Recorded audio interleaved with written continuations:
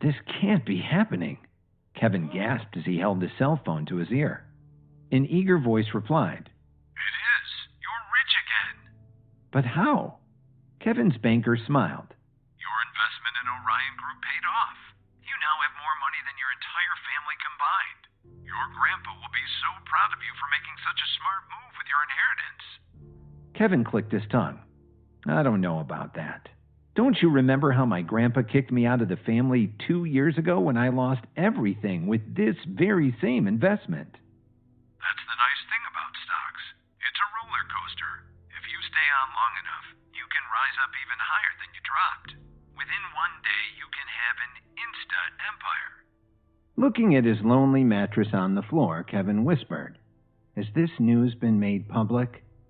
Not yet, but I'm sure that he'll welcome you back with open arms. You're officially the wealthiest man in Chicago. Kevin smiled. We'll see about that. Also, out of curiosity, just how much money do I have? Just then, Kevin was interrupted by a cold voice screaming at him from down the hall.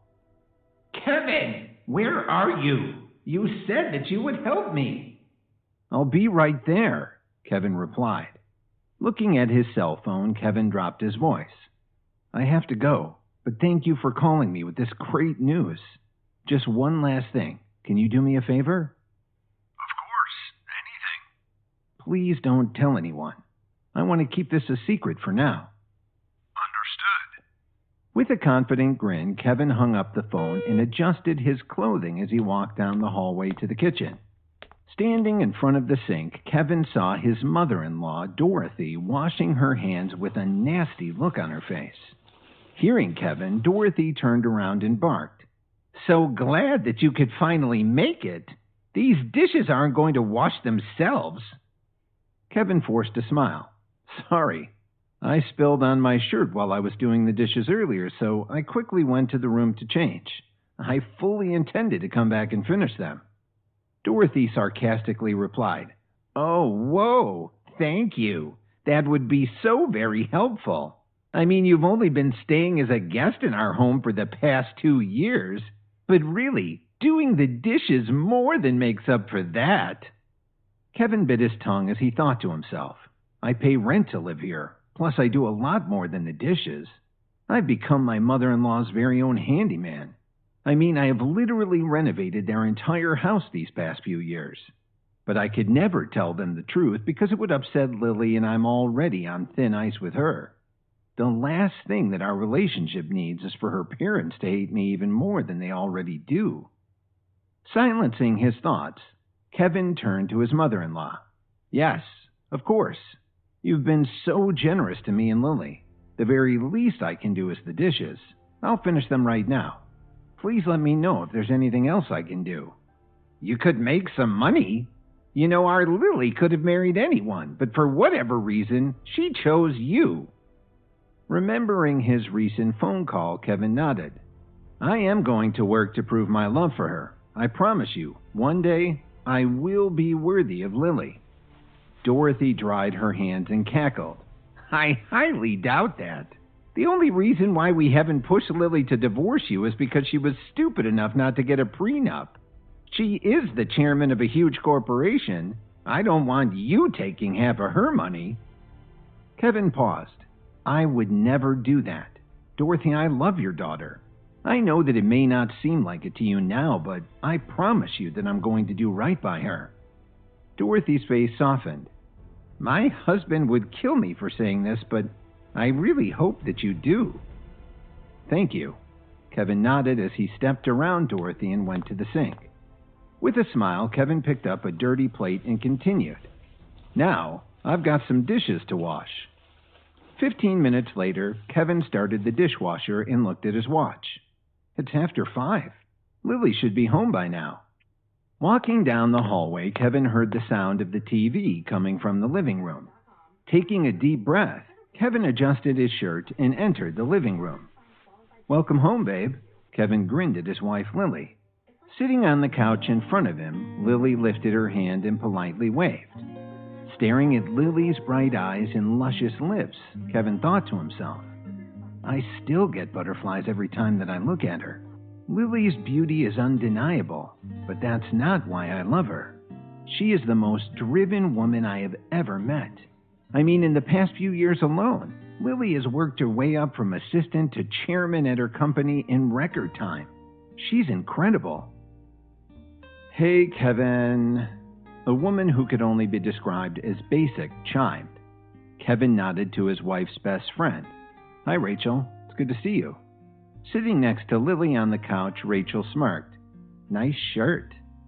Looking down, Kevin noticed that he had spilled on his shirt again. Feeling his cheeks blush, Kevin replied, I was doing the dishes. That's so cute. At my house, we just pay someone to do that for us. Rachel cattily responded. Lily turned to Rachel. Well, not everyone can be born into wealth like you were. Some of us have to work for it. Looking at Kevin, Lily continued, and some of us have to try even harder. But when the hard work pays off, it will all be worth it. Lily secretly winked at Kevin. Kevin winked back as he thought to himself, I feel so guilty about hiding my past from her.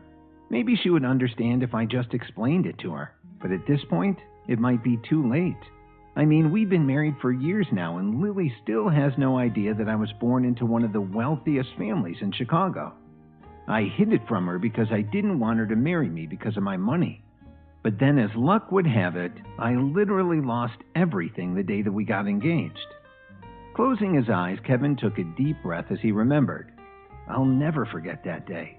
I called my grandpa to tell him the good news, but he interrupted me and instead scolded me for investing my entire trust fund into Orion Corporation stocks, which unexpectedly dropped. I will never forget how my grandpa told me, I'm kicking you out of the family. It's for your own good. You need to learn the value of money. And now, years later, that Orion investment has generated more money than my entire family could ever dream of. I'm the richest man in Chicago. But how do I tell my wife the truth? She still thinks that I'm just some unemployed schmuck.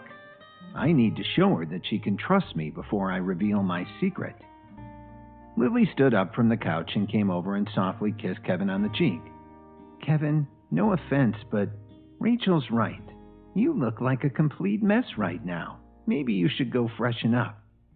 Turning back to look at Rachel sitting on the couch, Lily continued, especially since we have a guest over. Kevin nodded. Of course, I'll go change right now. After changing his shirt for the second time that night, Kevin walked towards the living room, but stopped when he heard Rachel whispering to Lily. I don't know how you do it. You're this badass boss bitch, and he's honestly kind of pathetic. He feels like the before picture in a commercial. Why do you stay with him? After a long pause, Lily whispered back. He wasn't always like this. When we first met, he was charming and confident. I don't know what happened to him, but I keep thinking that if I stay with him long enough, maybe he'll find himself again, because I really love the man who he used to be. Do you love him now? Lily bit her bottom lip. I don't know. I'd be lying if I didn't admit that sometimes I just feel like a caretaker in our relationship. He's so closed off these days. It feels like the romance is completely gone. And I know that if I were to ever talk to him about it directly, I would lose him even more. I love him, but I don't know if I'm in love with him anymore. Rachel nodded. You could have any man.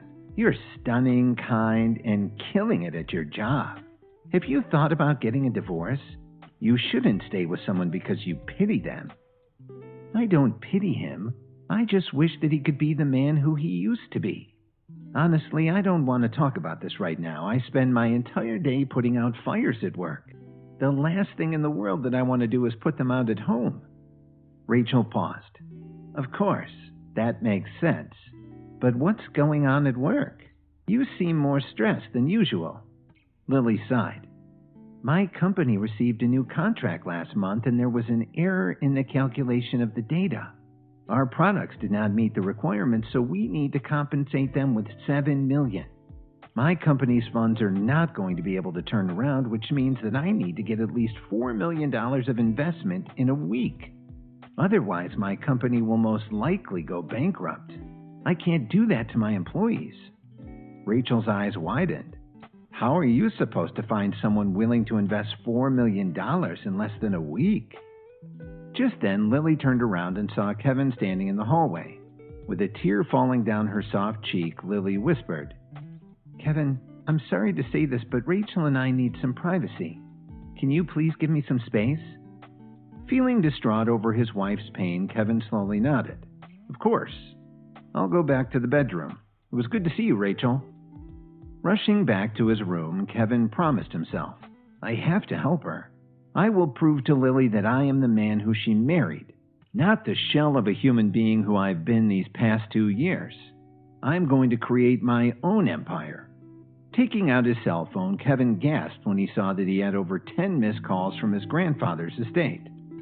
Looking at the screen, Kevin asked himself, "Why did my grandpa call me so many times? He hasn't called me in over 2 years. The last time we spoke, he kicked me out of the family. I wonder if he knows about the money." Kevin saw his grandpa's name flash on his screen. Taking a deep breath, he read the message. "Kevin, I was wrong about you. Your family needs you. I know all about your recent success with Orion Corporation, and we need that money in order to save the family line. If you don't help us, the Williams family will collapse completely." Kevin looked at the message in a daze. Just 2 years ago, his family had kicked him out because of his investment in Orion Corporation. They had left him with nothing, just days before his wedding. And now, because of the same investment, his grandpa was asking him to help the Williams family. "This feels like a sick joke," Kevin sighed. As he was thinking, his phone vibrated again with a message from the same number. "Kevin, we've lost everything. After a few bad investments, we're going bankrupt. Please, save us with your new money. If you do, I promise that I will find a way to make it up to you. You will be a member of the Williams family again. Don't you want to be the man who you used to be?" Remembering his wife's desire for him to be his old self, Kevin nodded and texted back, "I'll meet you tomorrow. And Grandpa, we have a lot to discuss." Ever since my grandpa kicked me out of the Williams family estate, I shut down. I had to numb myself in order to deal with the pain of losing everything. And sadly, I know that it's hurt my marriage with Lily and my career. But now that my investment with Orion has paid off, the tables have turned, and I'm ready to be the man who I used to be. First things first, though, I need to find out just how rich I really am. Kevin hurriedly pulled out his wallet and found his black card. It had been over 2 years since he had last touched his black card. To this day, his wife Lily still didn't even know that it existed, just like she didn't know a lot of other things about his past. "I've got this," Kevin said as he turned the black card around and dialed the VIP number on the back. A sweet, supportive voice answered. "Hello, Mr. Williams. Welcome to the Black Card Private VIP Customer Service. May I ask if you need any help?" "Hello. I'd like to check the balance of my account." Kevin seemed very excited. His voice could not help but be a little louder than usual. "Of course. Just one moment, please." The customer service was quiet for a while. Then Kevin heard the soft voice again. "Hello, Mr. Williams? Are you still there?" "I am. Would you, please be able to check my bank balance?" "Mr. Williams, I apologize, but the balance on your black card is unfortunately too big for me to handle over the phone. It appears that the digits are higher than our computer is able to process. In order to get your exact account balance, we would need you to come in person and meet with someone from our VIP office. Would that work for you?" Kevin coughed. "I'm sorry, did you say that my balance has more numbers than your computer can handle?" "Yes, I didn't know that that was even possible. I've worked this job for over 10 years, and this is the first time that I've ever had this happen." "Mr. Williams, I think it's safe to say that you are the richest man in Chicago." After hanging up the phone, Kevin excitedly mouthed, "Yes." Just then, he heard Rachel cackle from the other side of the door. "Lily, did you hear that? Your husband just called to check the bank balance. So pathetic." Rolling his eyes, Kevin opened the door and ran up to Lily. I didn't mean to eavesdrop earlier, but I heard you mention that your company urgently needs $4 million or else it will go bankrupt. I can help you solve this problem. Rachel burst into laughter. You help Lily solve a problem? Ha! Kevin, I think you're crazy. She needs $4 million, not 4 million IOUs. You have been living off your wife for the last 2 years. Don't pretend like you're some big hero now, when in reality you're just offering her empty promises. We all know that there is no way that you would ever be able to give her $4 million. Oh, so you don't believe me, Kevin snapped back. After a long pause, Kevin turned to Rachel and smiled. Remember this moment, because it's going to feel really good for me to tell you I told you so. Lily shook her head. I don't appreciate you both laughing at the fact that my company is about to go under. This isn't some competition between the two of you. These are people's lives that you're joking about, and it's my responsibility to save them. So, Kevin, as much as I would love for you to pay the $4 million, we both know that's impossible since you haven't been able to hold down a permanent job since we got married. And Rachel, I love you, but you're not being helpful right now. I should go to bed. It's going to be a long, painful day tomorrow. I need to get some rest. Without saying goodbye, Lily held back her exhausted tears as she went to the bedroom at the back of the house. Kevin pursed his lips and replied, Okay. Then he really shut up and walked away. That night, Kevin could tell that Lily wanted to be alone, so he slept on the couch hoping to give her space. As he lay on the couch, he couldn't stop thinking about the conversation that he had with his bank. Am I really the richest person in Chicago? If that's true, then I can finally be the man that I was when I first met Lily. She has taken care of me these past few years, and now it's my turn to take care of her. Things are going to be different from this moment forward. I'm going to build her an empire. The following morning, Kevin woke up to the sound of his mother-in-law, Dorothy, scoffing. Of course you fell asleep on the couch. You were probably playing video games all night instead of finishing your chores. I don't know what my daughter sees in you. Kevin quickly got off the couch. No, that's not what happened. I actually slept out here because Lily... Dorothy interrupted. Speaking of Lily, she should be on her way to work now. I'll go check on her. Great. And can you tell her that I need her car to run some errands? So why don't you make yourself useful for once and drive your wife to work? Biting his tongue, Kevin nodded. But I don't have a car. I only have my old motorbike. It'll have to do. What are you waiting for? Go get your wife. Kevin paused. Of course. I'll go get her now. Walking down the hallway, Kevin knocked on his bedroom door. Lily, you up? Lily answered. Yes, I'm running late though. I don't have time to talk. I need to head to work. That's what I wanted to tell you. Your mom is taking your car, so I'm going to drive you to the office. Lily opened the door, and Kevin felt his mouth literally drop when he saw her. Standing in a feminine take on a classic pinstripe business suit, Lily looked absolutely stunning. You look beautiful, Kevin gasped. Lily tucked her hair behind her ear. Thank you, but can we continue this conversation in the car? I'm in a hurry. Of course, let's go, Kevin replied. Kevin helped lift Lily onto the back of his motorbike. Lily wrapped her arms around Kevin's waist as he thought to himself, I love this feeling. From this moment forward, I'm going to start steering our relationship.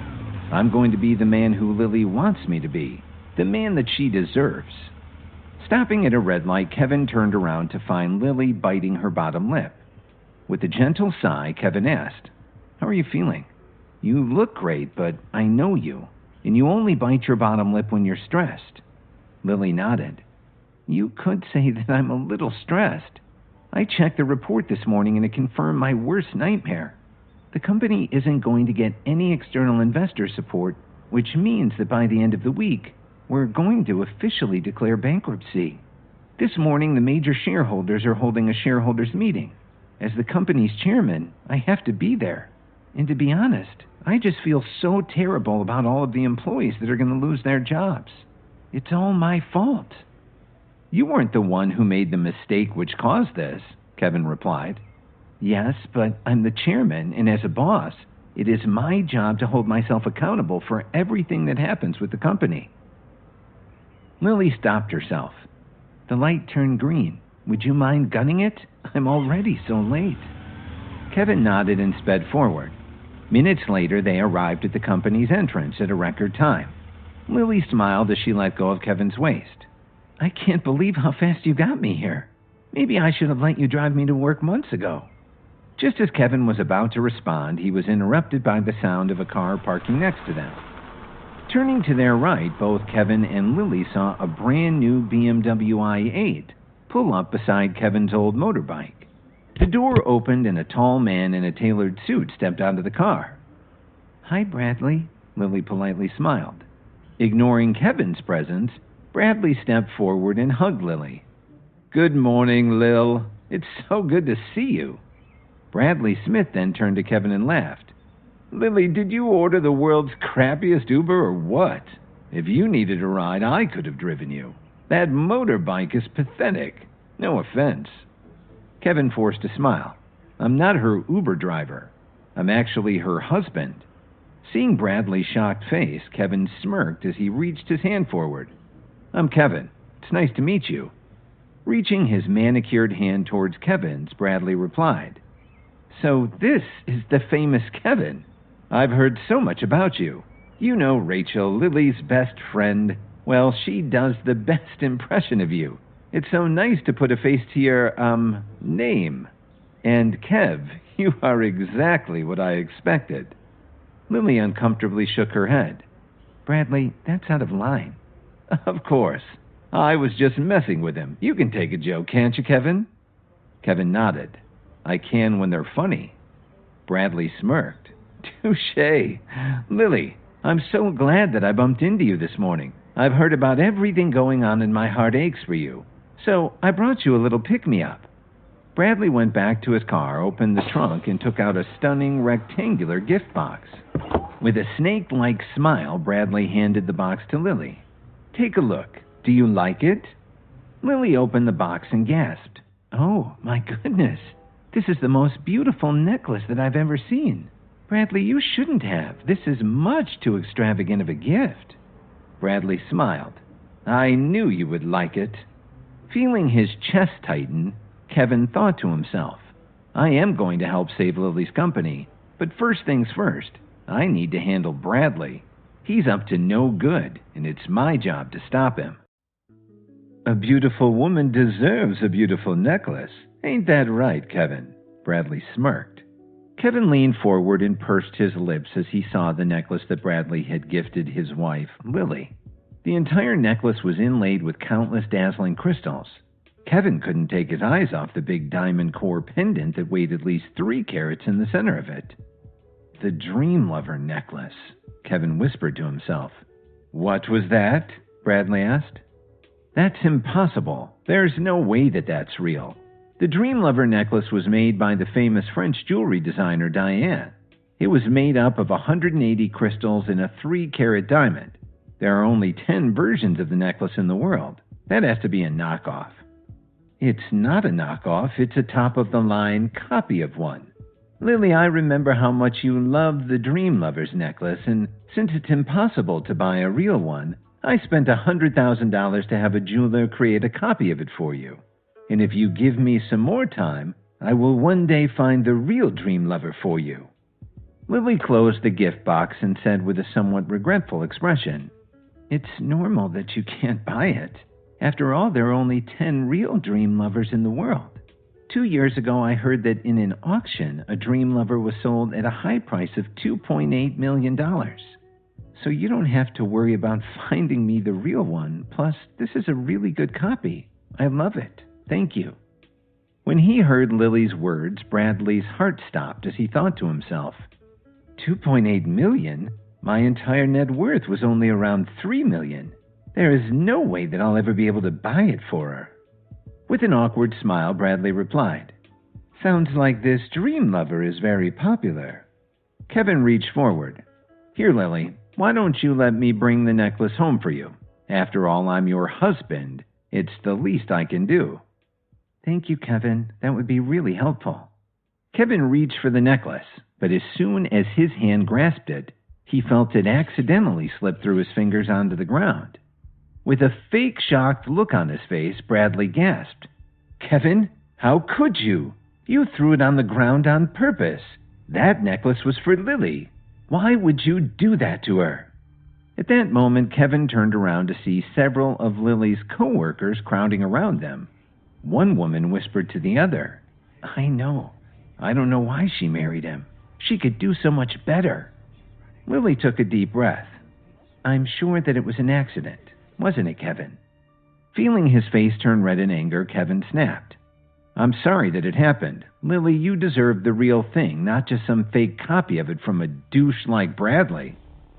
Seeing the employees gossiping to one another, Lily stepped forward and whispered into Kevin's ear, "Kevin, please apologize to Bradley. We're at my job, and I have a lot going on today.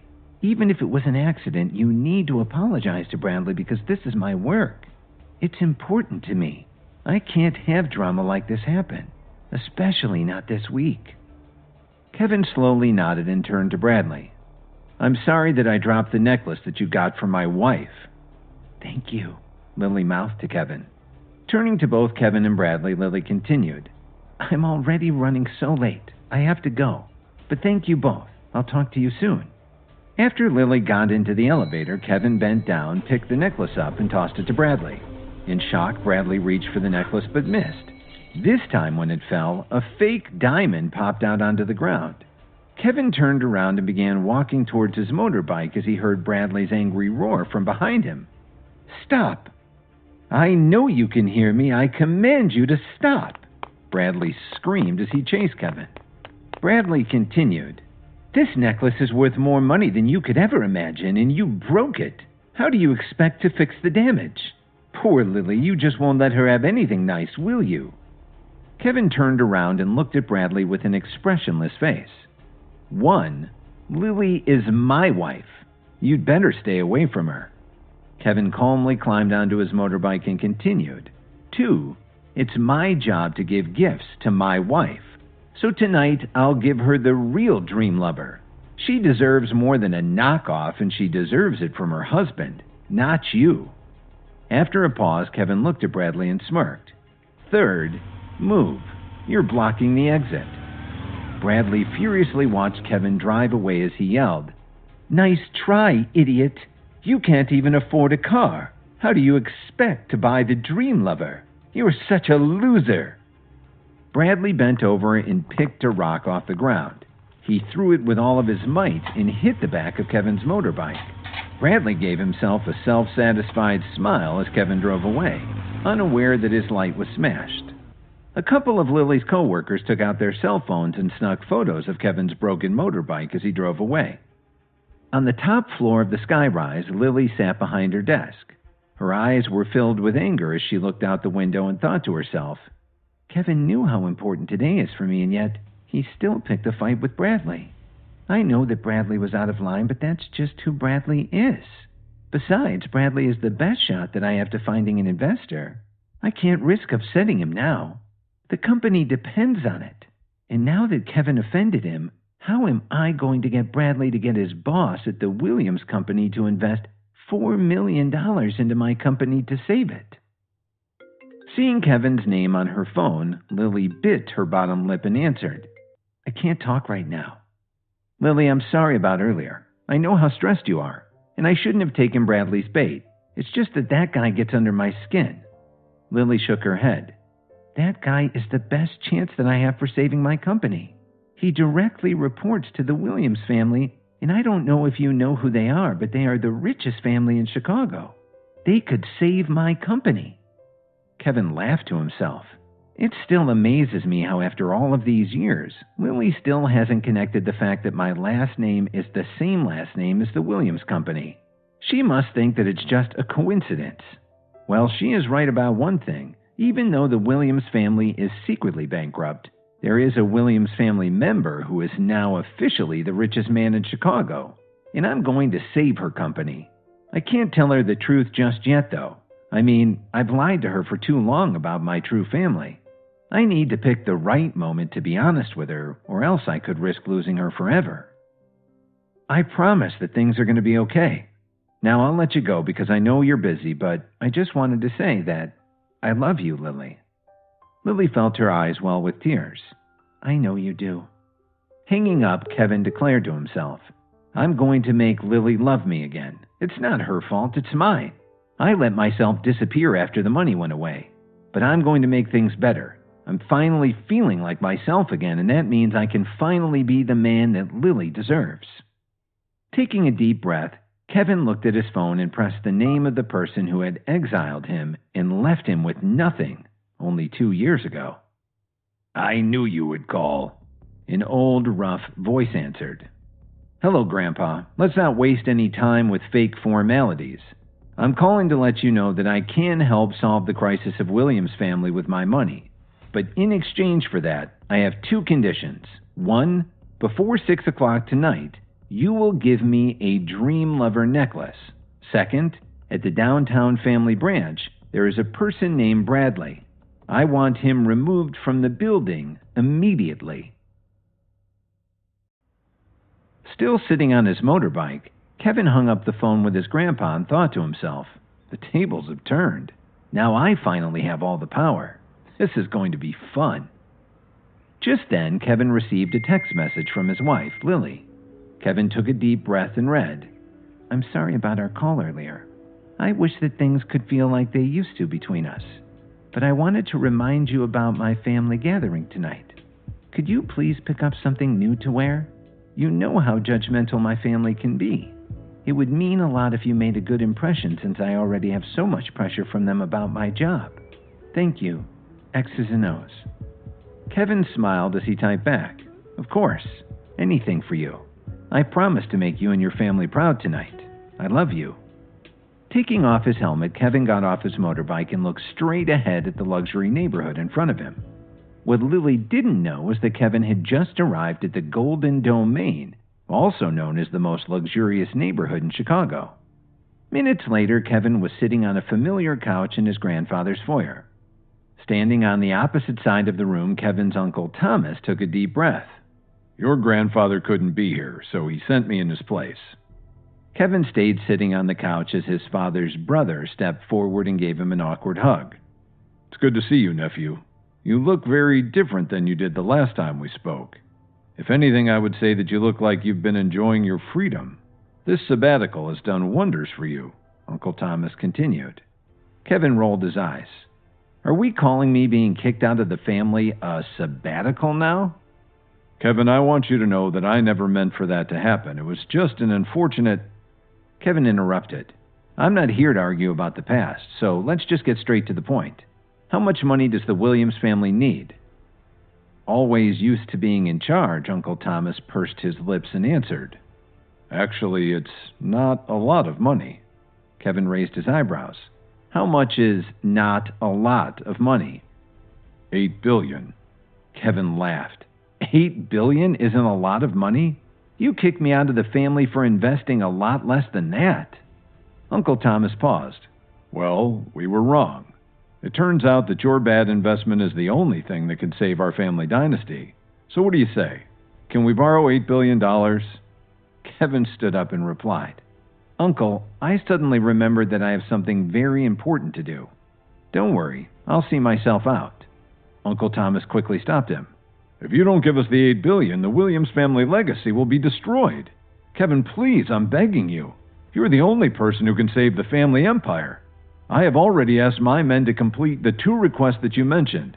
Please, you can't leave now. I'll do anything. Kevin calmly replied to the man who he had once feared. Uncle, it's not that I don't want to help the Williams family get through this crisis, but if I'm being honest, I don't think that I have $8 billion to give you. Kevin, are you seriously going to play dumb? Have you not checked the value of your stocks? Your grandfather and I know that the 20% of the shares you invested in the Orion Group is worth at least $9.3 billion now, and the value is going up as we speak. Uncle Thomas paused for a moment, then softened his tone. Kevin, you must have a conscience. You can't forget that you are also a member of the Williams family. This is your legacy that I'm trying to protect. Kevin felt his heart race as he thought to himself, I have over $9 billion. Just this morning I had less than $50 in my savings. This is a dream come true. I can finally build my own empire. After a long silence, Kevin coolly replied, Uncle, you didn't seem to care about my legacy when you kicked me out of the family 2 years ago. Why should I care about it now? Uncle Thomas was speechless as Kevin continued. I have a wife now. Did you know that? I had gotten engaged the day that you decided to exile me. I'm a son-in-law to another family. Why should I show loyalty to you over them? Taking a deep breath, Kevin clenched his fist tightly and finished. If it wasn't for the fact that you were all going bankrupt, I don't think you would have ever reached out to me again. You left me for dead. Now why should I bring you back to life? Uncle Thomas was silent for a few seconds, then he said in a deep voice, Kevin, I know what we did was wrong. I apologize to you on behalf of the family. We messed up. There's no way that I can sugarcoat this. But I am begging you, your family needs you. The Williams dynasty will fall without your help. He paused for a moment as if he was making some kind of important decision. Finally, he looked at Kevin with a firm gaze. Kevin, if you are willing to help the Williams family, I can let you become the president of the Williams Media. All that it would take is 1 day for me to finalize the formalities. Tomorrow you would be able to take over the position. You would have your own company. Kevin smirked. Isn't Williams Media your wife's company? You're always so quick to give away other people's things to benefit yourself, aren't you? She would gladly offer it to you to save the family. Williams Media is one of our most profitable and high-profile companies. It's the largest and most successful entertainment company in America. Just think of all the celebs that we've signed. It would all be yours. Gritting his teeth, Kevin nodded and said, I accept your conditions. Williams Media will be my first acquisition in my journey to create my own family empire. But I wasn't lying before. I do have to go. I've got somewhere very important to be. Uncle Thomas paused. So do we have a... Kevin interrupted. Yes, we have a deal. Thank you. I wasn't sure if you would help us after everything that we did to you. I can't express how much this means to the family. Kevin smiled. We're family, and I hope that this is a lesson for all of us to remember that family is more important than money. I may be 2 years too late, but I have learned that. Thank you, Kevin. Leaving his family's mansion, Kevin looked at his watch. Oh no, I'm going to be late for my high school reunion. Hopping on his motorbike, Kevin began driving as he thought to himself, this will be the first time that I've seen everyone since we graduated. It's been years.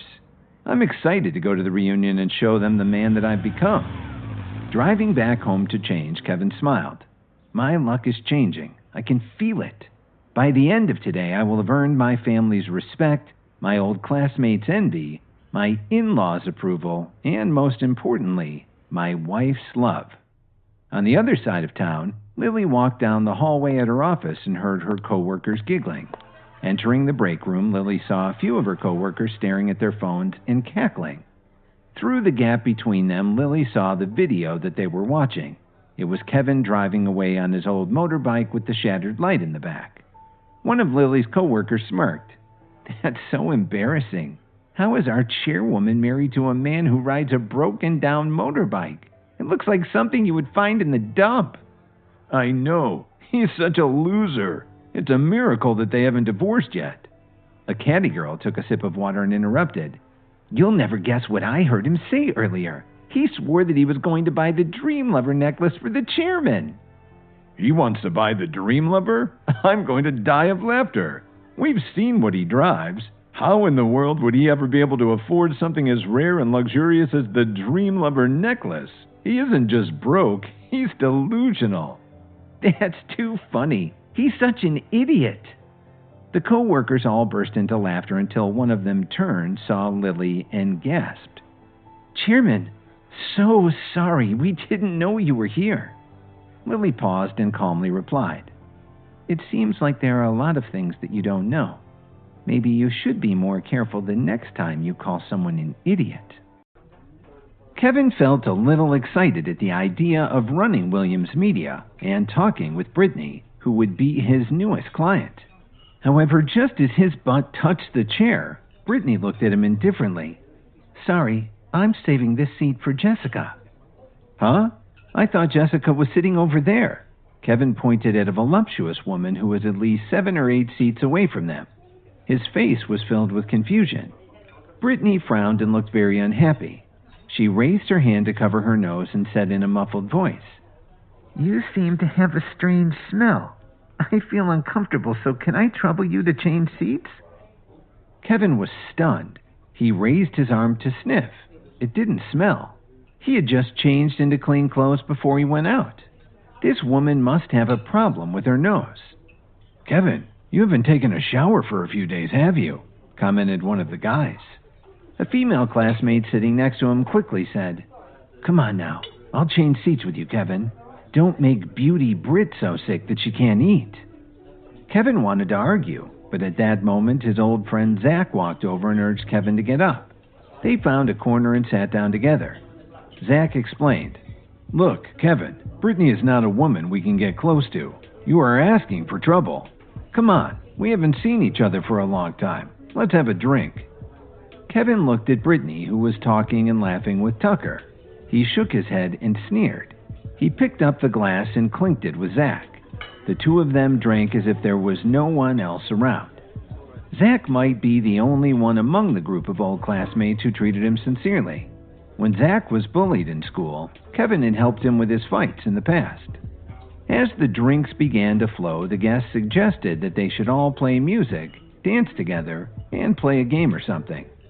Most people remembered that Brittany had been a fabulous dancer since primary school, so they started to cheer her on and let the future big star put on a show for everyone. Buzzed off the drinks, Brittany's beautiful face was flushed, which added to the already intoxicating atmosphere of the reunion. Unable to resist the unanimous request of her classmates, Brittany got up and walked to the middle of the private ballroom, dancing slowly along with the music. Her bright, misty eyes swept across everyone who was there. Her slender waist moved quickly, then more slowly, her entire body dancing like softly flowing water. It was particularly charming. All the male students were entranced, and some had already unconsciously gasped in wonder. Stunning! She was too beautiful. Brittany was even more attractive than she had been back in school. The gathering finally ended as evening fell. Because the class president and the head teacher were busy today and were unable to attend, everyone got together and arranged to meet again in the future. When Brittany was about to leave, several male classmates rushed to say goodbye and offered rides in their fancy cars.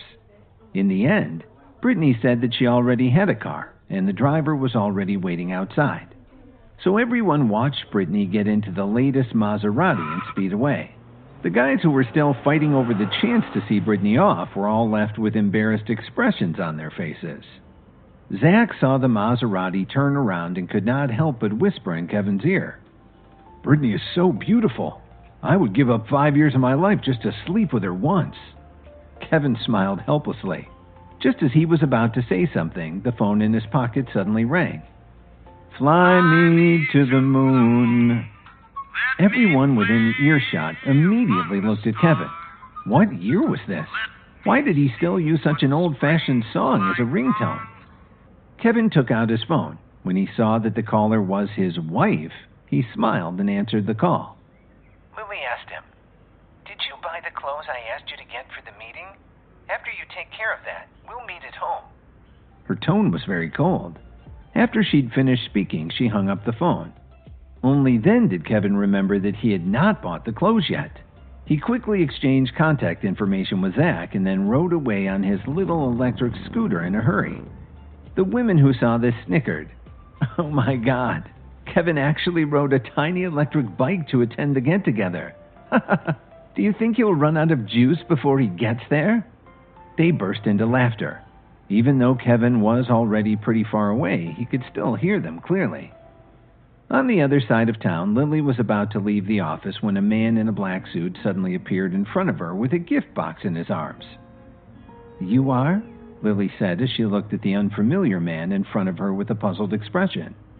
The man in the suit handed the box to Lily and said very politely, "This is a gift for you from our boss." At this time, two of Lily's assistants walked over and looked curiously at the man and the gift box in his hands. "Wow, Madam Chairman, a gift from an admirer." Lily glared at them and pretended to be angry. "Don't talk nonsense. I don't have any suitors." Lily turned to look at the man in the suit and hesitated for a moment before taking the box. "Who is your boss?" The man replied, "Sorry, the boss said that he hopes you can guess his identity. The gift is for you personally. I hope that you have a good time tonight." After saying that, he turned around and left. Lily looked at the gift box in her hand and finally decided to open it to see what it was. When she opened it, she was instantly stunned. The two assistants beside her could not help but let out a scream. "Oh my God, this is the Dream Lover!" The rare necklace sparkled in the light. "Oh my God, there are only 10 Dream Lovers in the world. Madam Chairman, your admirer is so generous." Lily could tell at a glance that this was an authentic Dream Lover. Because she had such a strong interest in the Dream Lover, bordering on an obsession, she had researched everything related to it in detail. The one she was holding in her hands was definitely genuine. Lily looked at the Dream Lover that was lying in the gift box and felt that it was surreal. Was she dreaming? Who exactly gave it to her? Could it be Bradley Smith? But even to Bradley Smith, the Dream Lover was still out of reach. Could it be that he really liked her so much that he'd spent all his savings to buy the Dream Lover for her? Thinking of this, Lily couldn't help but feel very moved in her heart. If she wore the Dream Lover to tonight's family get-together, she would definitely become the envy of all the women in the family. Lily felt her heart skip with even more excitement. At the same moment, Kevin was trying to figure out what to do about his clothes. He went to the mall and walked around. Most of the suits weren't his style. Maybe it was because they were all off the rack and not tailored. He felt that none of the suits fit him very well. Finally, his solution was to call the personal secretary that Uncle Thomas had arranged for him that afternoon. She was very efficient. In less than half an hour, she sent someone to make a simple handmade tailor-made suit and had it sent to Kevin.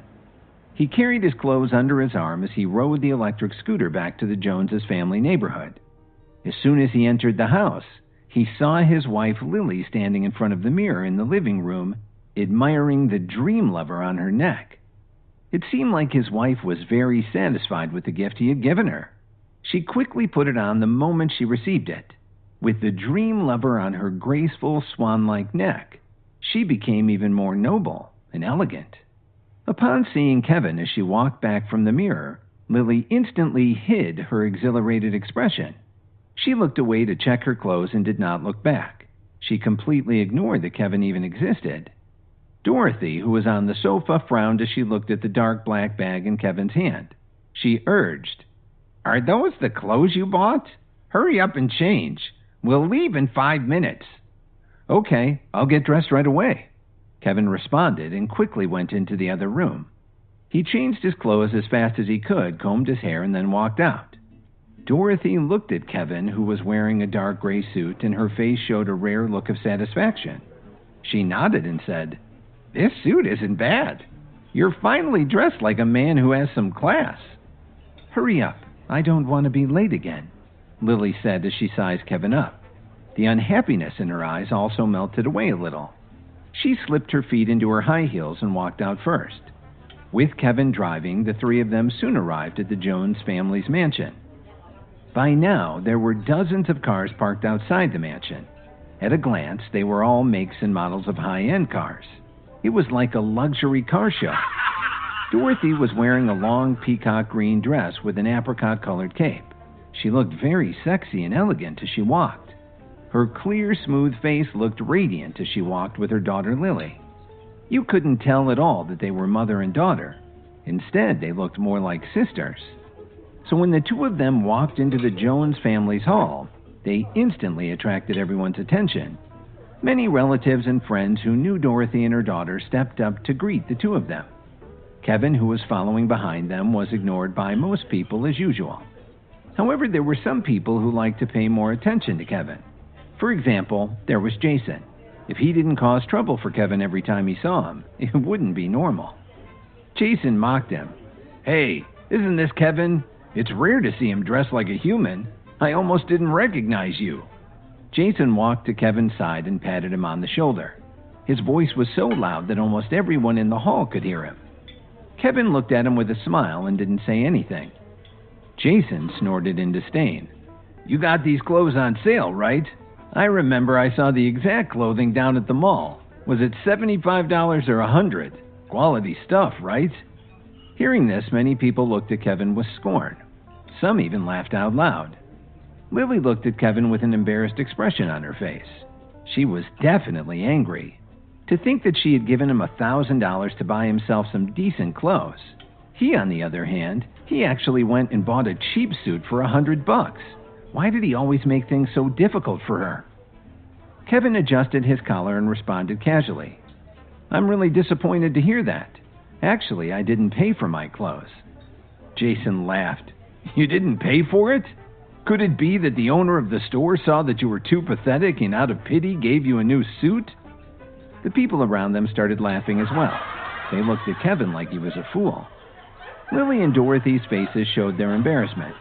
Dorothy coldly snorted and began to walk away.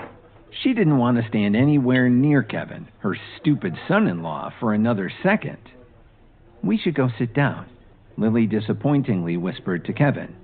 She really didn't want to bring Kevin along to these events. However, unless someone was out of town or dealing with some special circumstances, all the family members had to attend. "Lily, I'm really not talking about you. It's fine if your husband lacks experience and is stingy. Aren't you willing to spend a little money on yourself? The dress you're wearing must have cost around $500, didn't it? It's shameful that you have the nerve to wear it to our family get-together." Jason looked Lily up and down. The smile on his face made her feel very annoyed. Seeing that everyone was paying attention to them, Jason straightened up and patted the suit he was wearing. There was arrogance in his expression. "In order to attend the family gathering, I went to the most famous designer in the country and spent $20,000 to have this suit made especially for me." "Wow, $20,000? Everyone thought. Almost everyone in the room was shocked. After all, even though their finances were pretty solid, spending $20,000 for a suit was really too extravagant. Feeling the envious gazes from the people around him, Jason was extremely proud of himself. The way he looked at Lily showed even more disdain. Lily's face turned red. She was both angry and embarrassed. Jason had deliberately made her embarrassed in front of all these people. He really just wanted to see her make a fool of herself.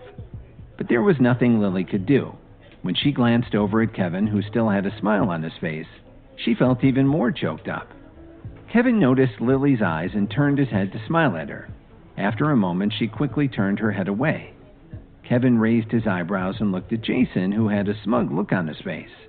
Kevin imitated Jason by patting him back on his shoulder. "What are you doing? Who asked you to touch me?" Jason almost jumped, like a cat whose tail had been stepped on. He angrily slapped Kevin's hand away and quickly brushed off his shoulder. It was as if he was afraid that his clothes would be contaminated with some kind of bacteria by Kevin's touch. Kevin didn't care at all as he put his hand into his pocket and returned Jason's disgusted gaze. He sneered and said, "It's only a $20,000 suit. I was afraid that it would soil my hands. My Lily likes to dress casually. However, she really prefers fine jewelry." After saying this, Kevin pulled a stunned Lily to his side. "Chairman, I'm sorry. We will return to our desks immediately," Lily's co-worker apologized. Feeling overwhelmed, Lily quickly returned to her office and closed the door. Sitting down at her desk, Lily started sobbing as she thought to herself, "I know that Kevin isn't an idiot. I just wish that he would remember that. Then maybe he and I could give our relationship another go. I haven't given up on him. Yet." When Kevin returned home, he opened the door and found his mother-in-law, Dorothy, sitting in the living room watching TV. When she heard him enter, she opened her mouth and called him, "Kevin, come here. I need to ask you something." Kevin nodded and quickly sat on the sofa next to Dorothy. "Kevin, you and Lily have been married for over 2 years now and still no grandchildren. Does your family have any genetic history or issues with fertility?" No. My parents are very healthy, and I've never heard of any genetic diseases in our family, Kevin nervously replied. Dorothy raised the corner of her eyes and crossed her arms to look at Kevin. Really?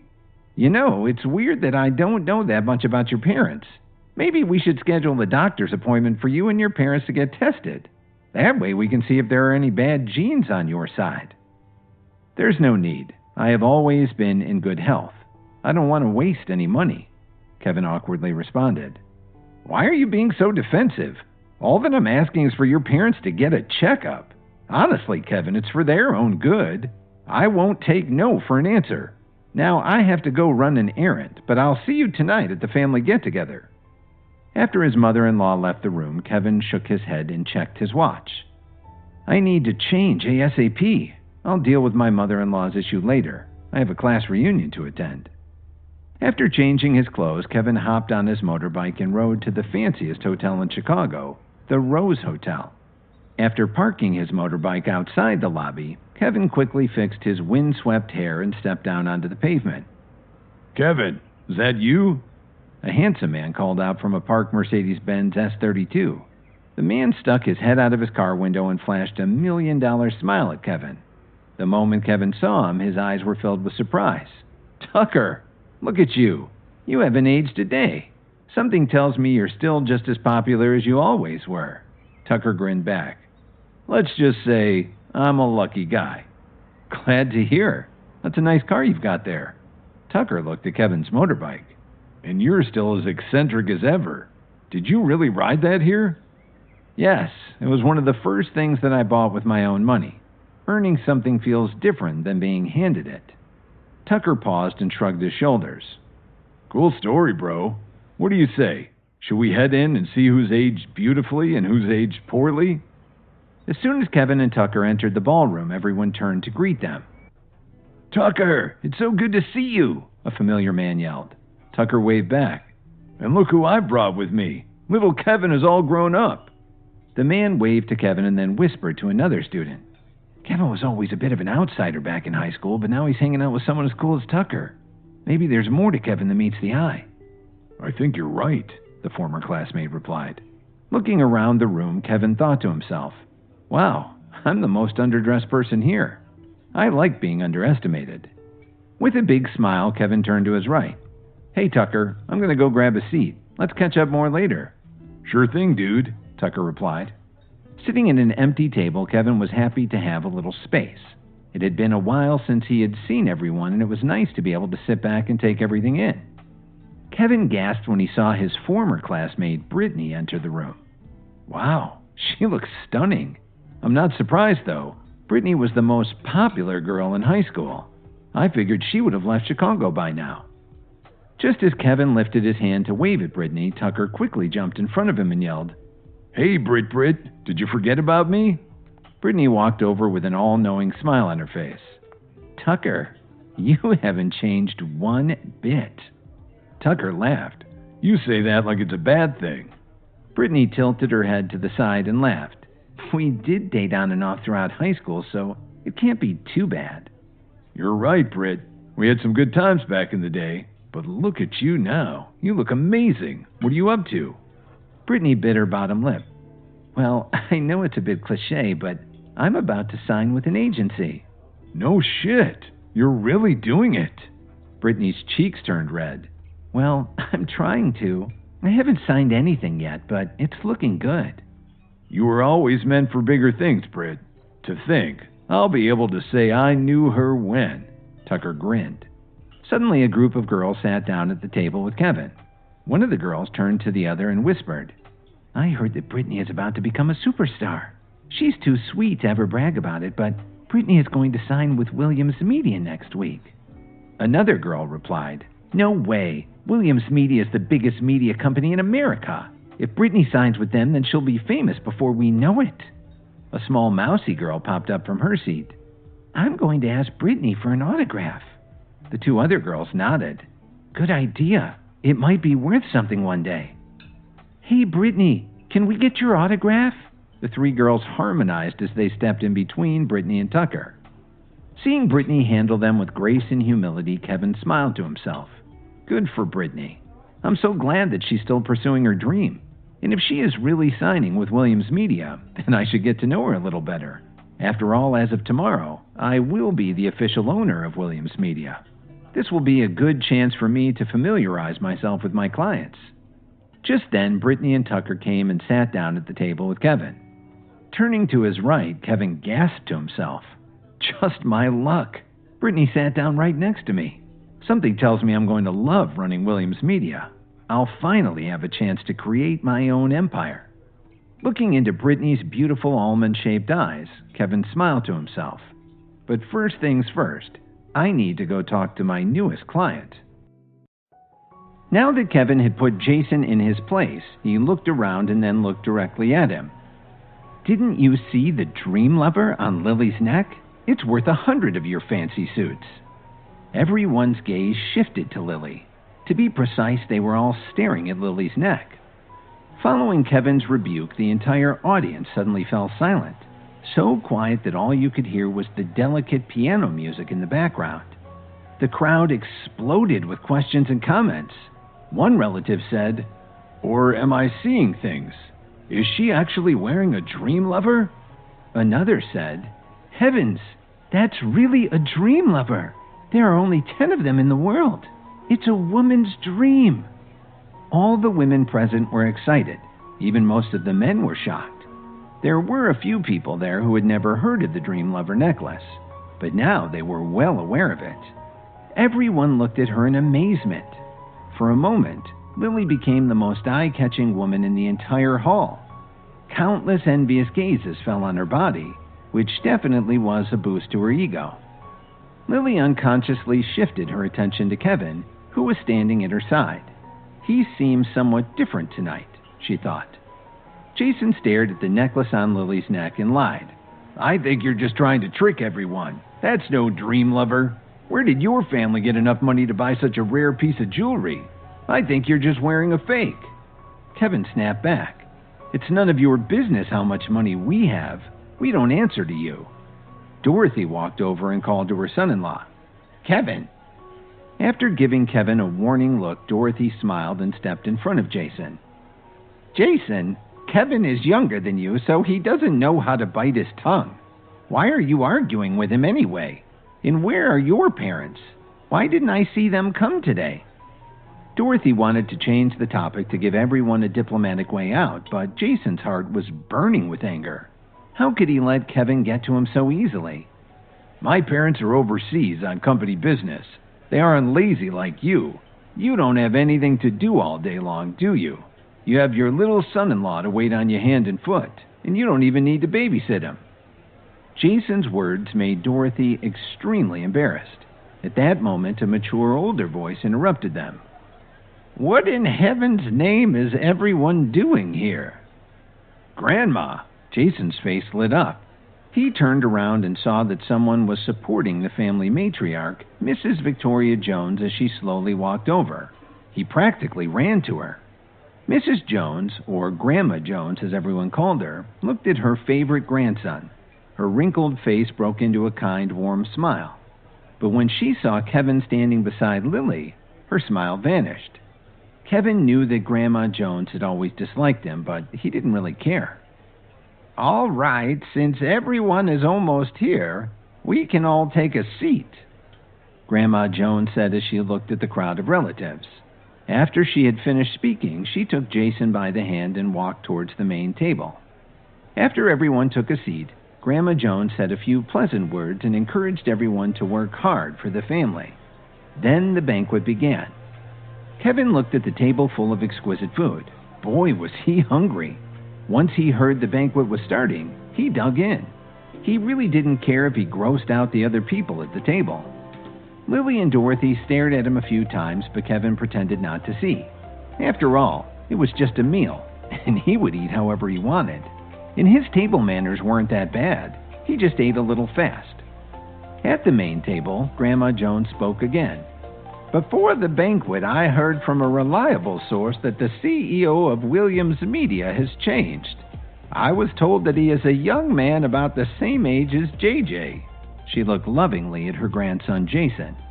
"The new CEO will be officially appointed tomorrow, As soon as her voice faded, everyone there started chattering about this unexpected news. They had so many questions. Why did Williams Media suddenly change their CEO? This was unheard of. But everyone knew that this was a great opportunity. For years, the Jones family had controlled several small media and advertising companies. They all wanted to work with Williams Media. Because Williams Media was so powerful, as long as the Jones family could reach an agreement with them, it was safe to say that the Jones family could rise to a whole new level. But they had already sent countless people to seek a partnership with Williams. Their offers had all been harshly rejected. After all, Williams Media was run by the Williams family, one of the most prestigious families in the city. It was normal for them to look down on the tiny little Jones family. But now that they were changing their CEO and such a young man, there might be a slight possibility to join forces with them. Naturally, the Jones family wouldn't pass up such a golden opportunity. They just had to give it a try.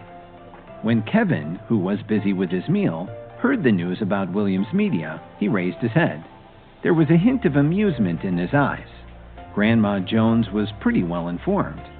Grandma Jones watched everyone's reaction with a great big smile on her face. She slowly opened her mouth and asked them, "Does anyone have an idea of how to pay a visit to the new Williams Media CEO? If anyone can form a partnership between our families, I will reward them well." "I'm willing to go," said one of them. Another shouted out, "Grandma, I want to go." And yet another said excitedly, "Let me go. I'm the best one here at teamwork." Lily wanted desperately to speak up so that she could play a part in all of this. But when she thought of her low-ranking position in the Jones family, she ended up sitting quietly, waiting to see what would happen. One after another, the family members shared their opinions. Grandma Jones nodded her head in satisfaction. Finally, she set her eyes on Jason, who was sitting beside her with an eager look on his face. Patting Jason's hand, she said, "JJ, I will leave this matter up to you. Don't let me down." "Don't worry, Grandma. I'll definitely get them to make a deal." Jason smacked his chest confidently.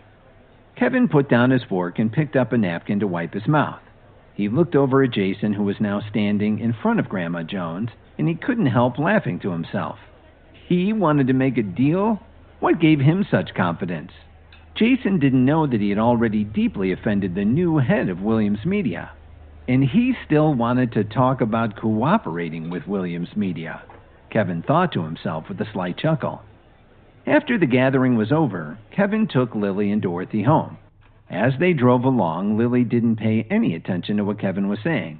She was preoccupied with what Grandma Jones had just said about forming a partnership with Williams Media. What will I do? Lily wondered. On their way home from the family get-together, Lily thought about her own dreams. If only she could get a chance to talk with Williams Media about forming an alliance. As long as the partnership turned out to be successful, her own company, Siren Corporation, would be saved. If Lily couldn't get any more financial aid, she had to ask Bradley Smith for help. However, she thought he'd just bought the extravagant Dream Lover necklace and given it to her. She didn't know if he still had enough funds on hand to help her company. The more Lily thought about it, the more irritated she became. When Kevin noticed Lily frowning, he could easily guess why she was upset, but he didn't say a word. When Kevin was ready to go to sleep that night, he hopped up on his bed. He lay there and looked at his wife, who was just about to lie down in her own bed, and said thoughtfully, "Lily, don't worry. Jason Jones definitely won't be able to talk with Williams Media tomorrow about making any deal. Aside from you, no one else can succeed." After he'd said this, he didn't care how Lily would react. Kevin yawned, closed his eyes, and went to sleep. Lily was stunned for a moment. She didn't expect Kevin to actually read her mind, but what he said really left her speechless. She wasn't entirely sure he was right, that if she went to talk with Williams Media about the partnership, it would definitely succeed. How could he be so sure that this couldn't be done by anyone other than her? He sure didn't know how to comfort someone. Rolling her eyes, Lily turned off the light. She put the whole thing out of her mind and went to sleep. Early the next morning after Lily left for work, Kevin also headed out. Uncle Thomas gave him a call early in the morning and told him that Miss Sandra Wilson, his new chief of staff, was ready and that everyone was waiting for him to take office. So Kevin slowly rode his brand new electric scooter all the way to Williams Media. Williams Media was located in the fanciest part of downtown Chicago. It was in a majestic 50-story office building that was taller than all the surrounding buildings. The building's parking garage was filled with all kinds of luxury cars, sports cars, and high-end SUVs. Lots of them were electric. Without exception, all of these cars belonged to Williams Media executives and the celebrity superstars that they managed.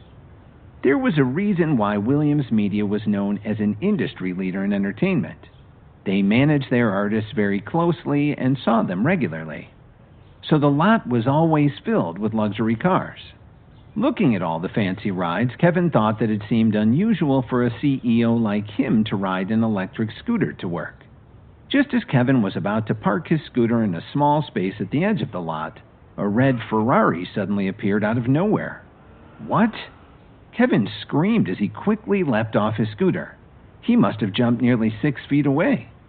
He turned around and saw that there was a small dent in the front of the Ferrari, along with a long scratch in the paint. His electric scooter had been hit hard, and the rear wheel was bent out of shape. This was the electric scooter that he had just bought yesterday. Sadly, Kevin walked over to his scooter, which was now lying on the ground. Just as he was about to say something, the door of the Ferrari opened and a slender white leg emerged. "Why don't you watch where you're going?" the driver said. The woman's tone was harsh. When she was completely out of the car, the bystander suddenly gasped. "She's so beautiful. Who is this big star?" they said. The willowy beauty wore a tight blue skirt that showed off her figure.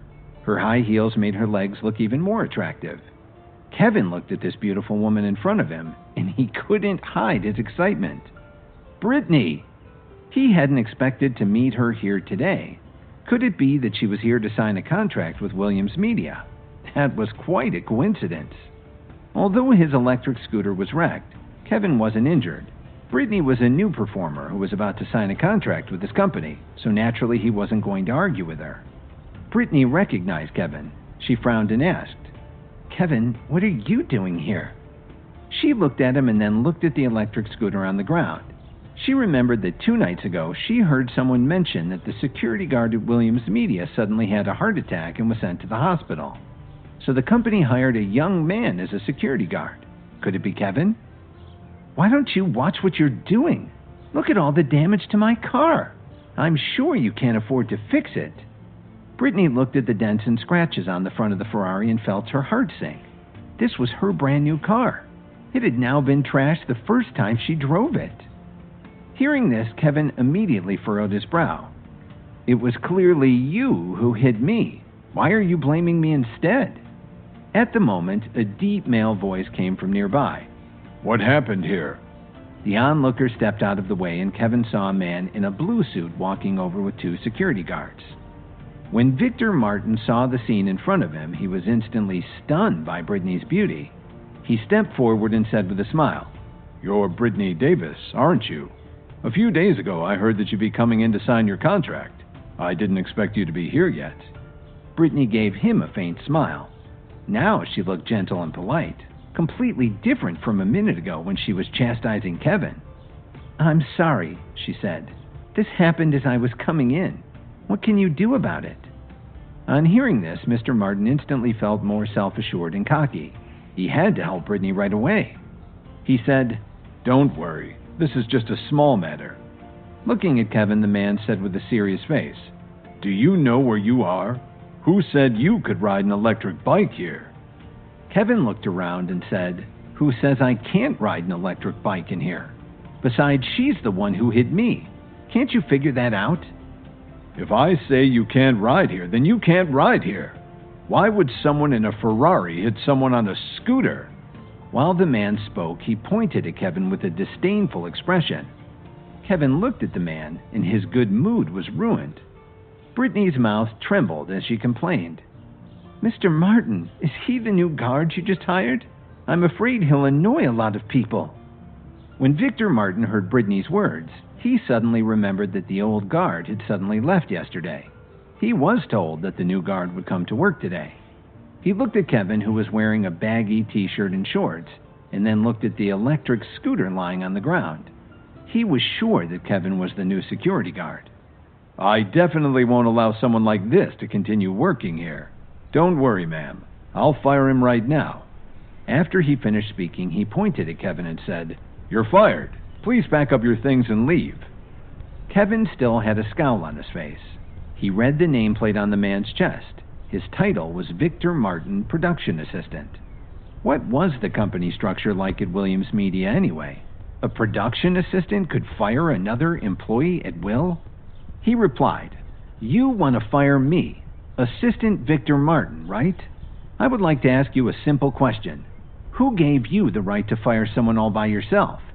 Kevin looked at the man with a smile, not caring what the people around him thought.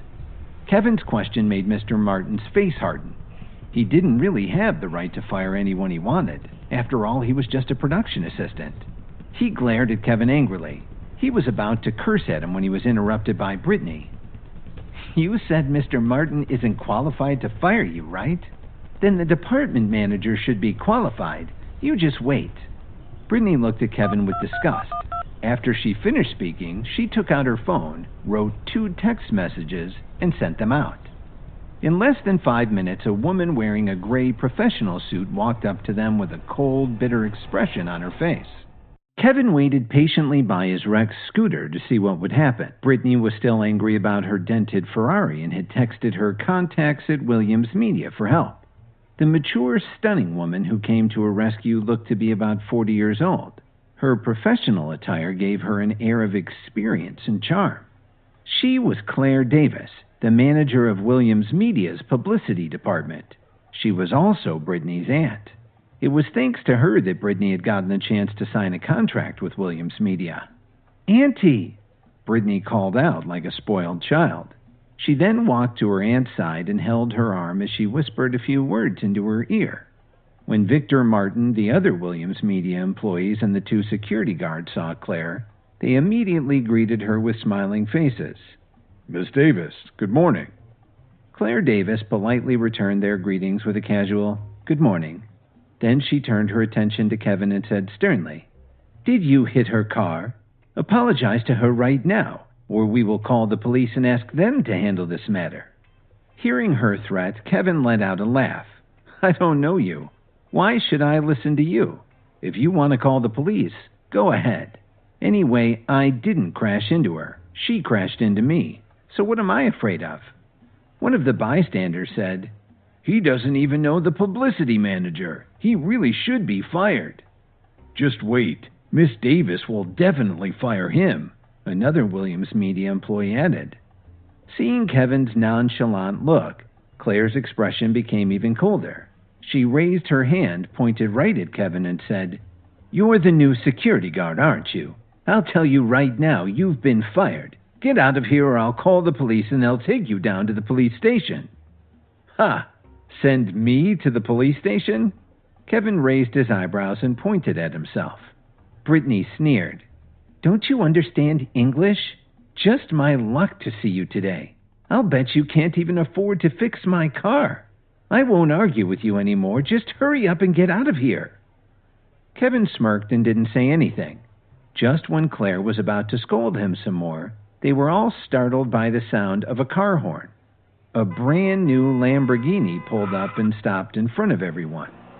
They saw a beautiful young woman in a wine-red professional ensemble. She adjusted her gold-rimmed glasses and stepped out of the car. She went straight to Kevin, shook his hand, and greeted him with a warm smile.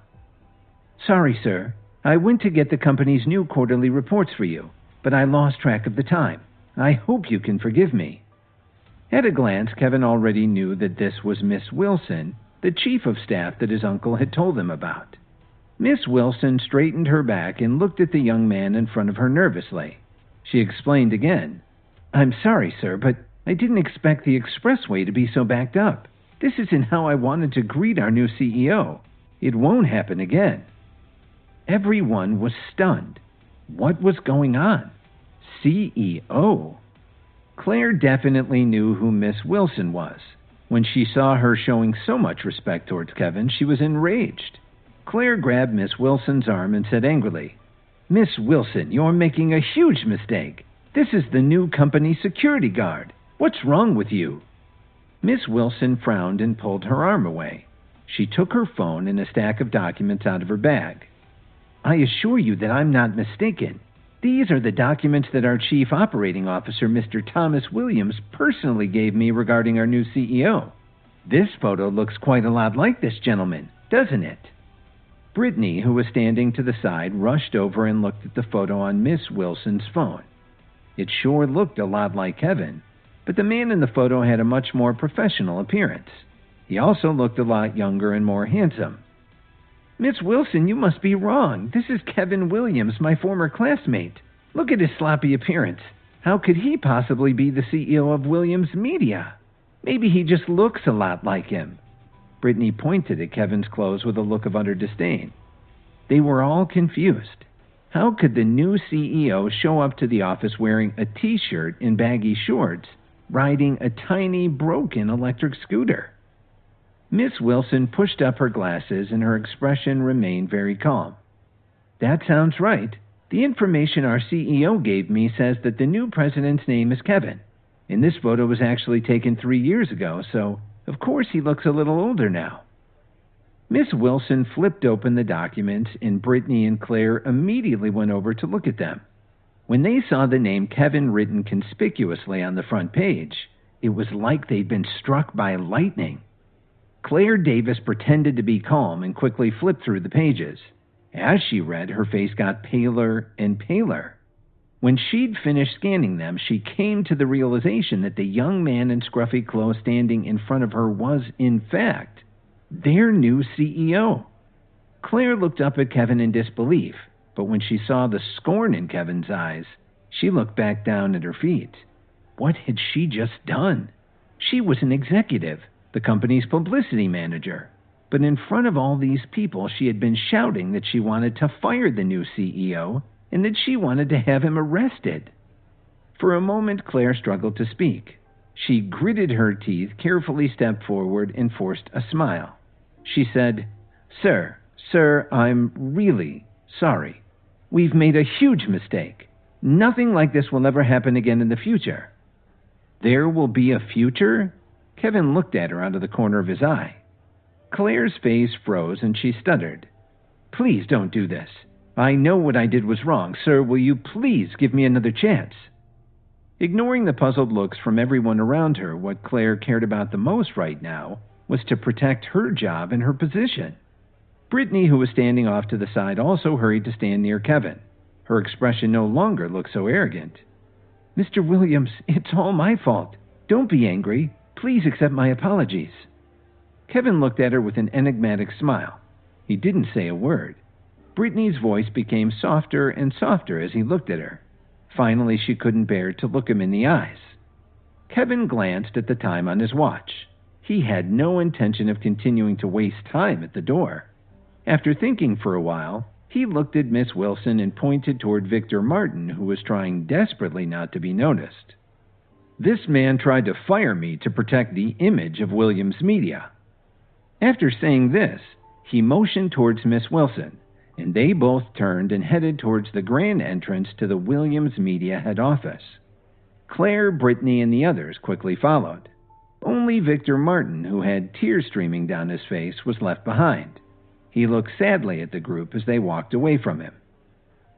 As soon as he entered the elegant entry hall of Williams Media, Kevin let out a deep sigh.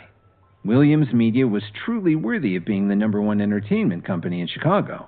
The company's ambiance, its lavish details and luxurious decor, everything about it just oozed success. Ever since he was expelled by the Williams family, Kevin had not set foot in such an opulent place in a long time.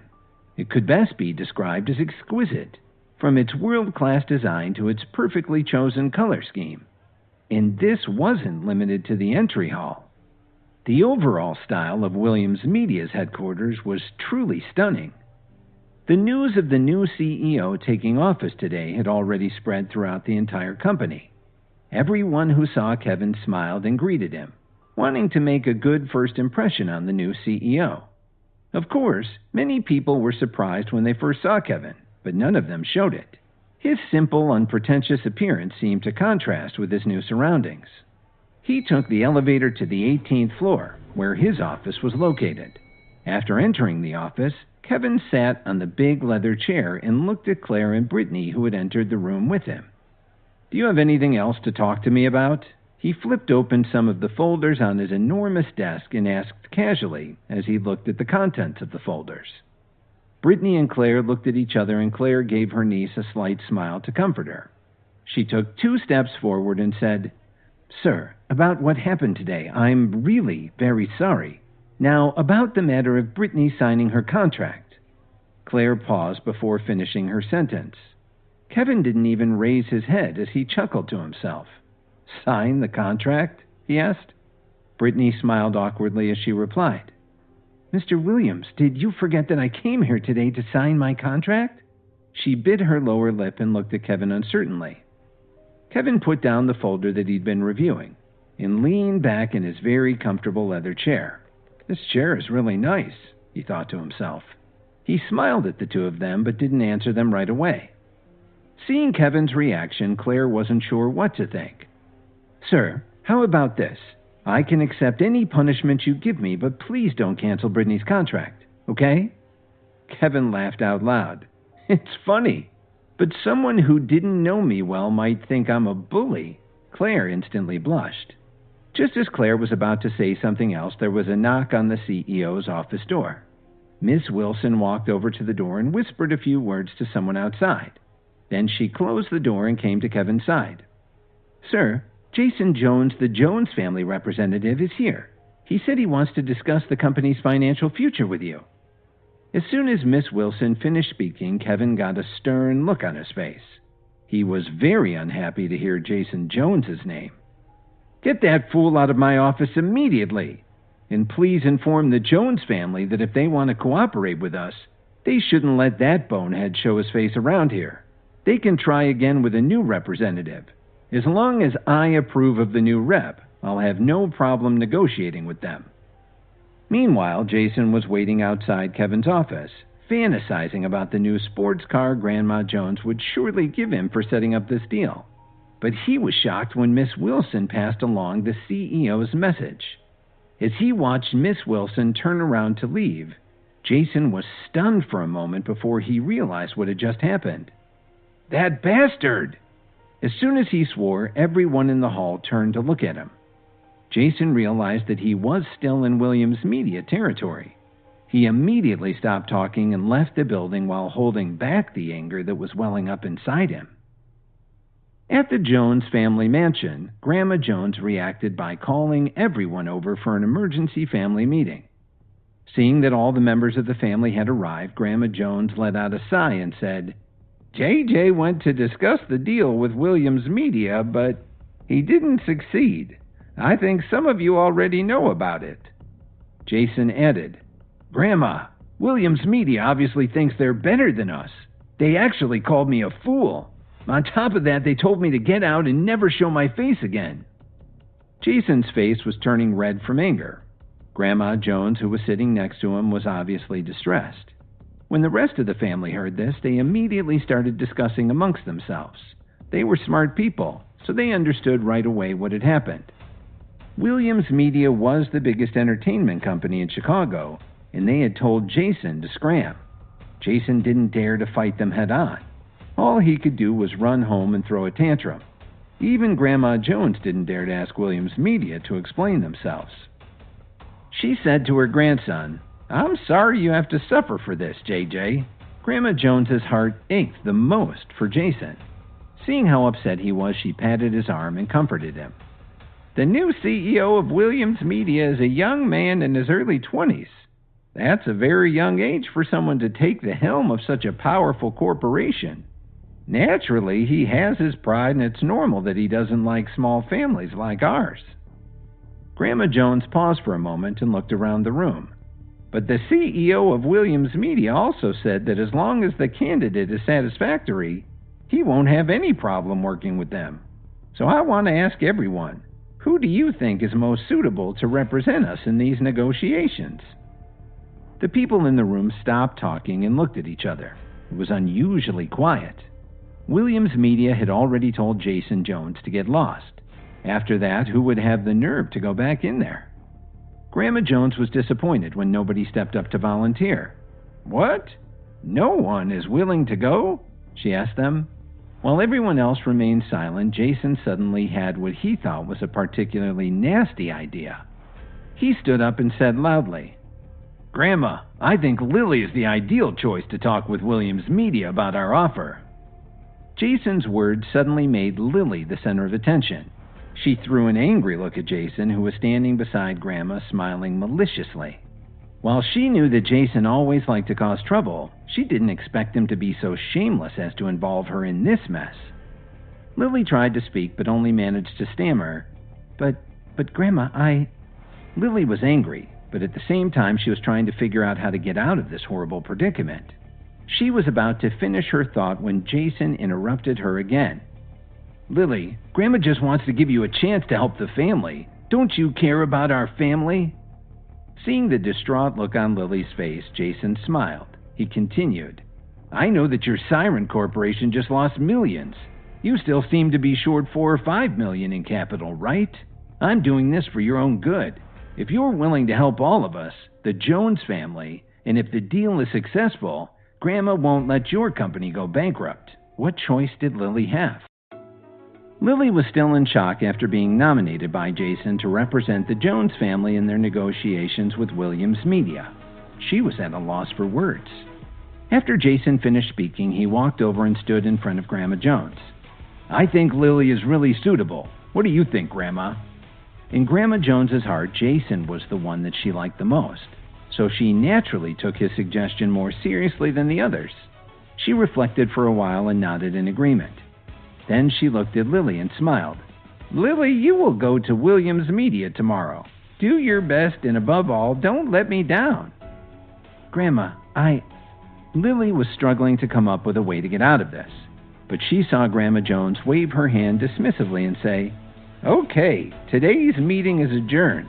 Do whatever you need to handle this. Don't accept no for an answer. Your family needs you." No one cared about Lily's feelings or what she wanted to say. Once the meeting was over, everyone filed out. Lily bit her lip as she watched Jason leave the room with a big smile on his face. She angrily stomped her feet and walked out of the Jones mansion, wondering what she would do next. Lily was confused. When she returned home, the more she thought about it, the more uncomfortable she felt. In the eyes of everyone in the Jones family, this was an impossible task.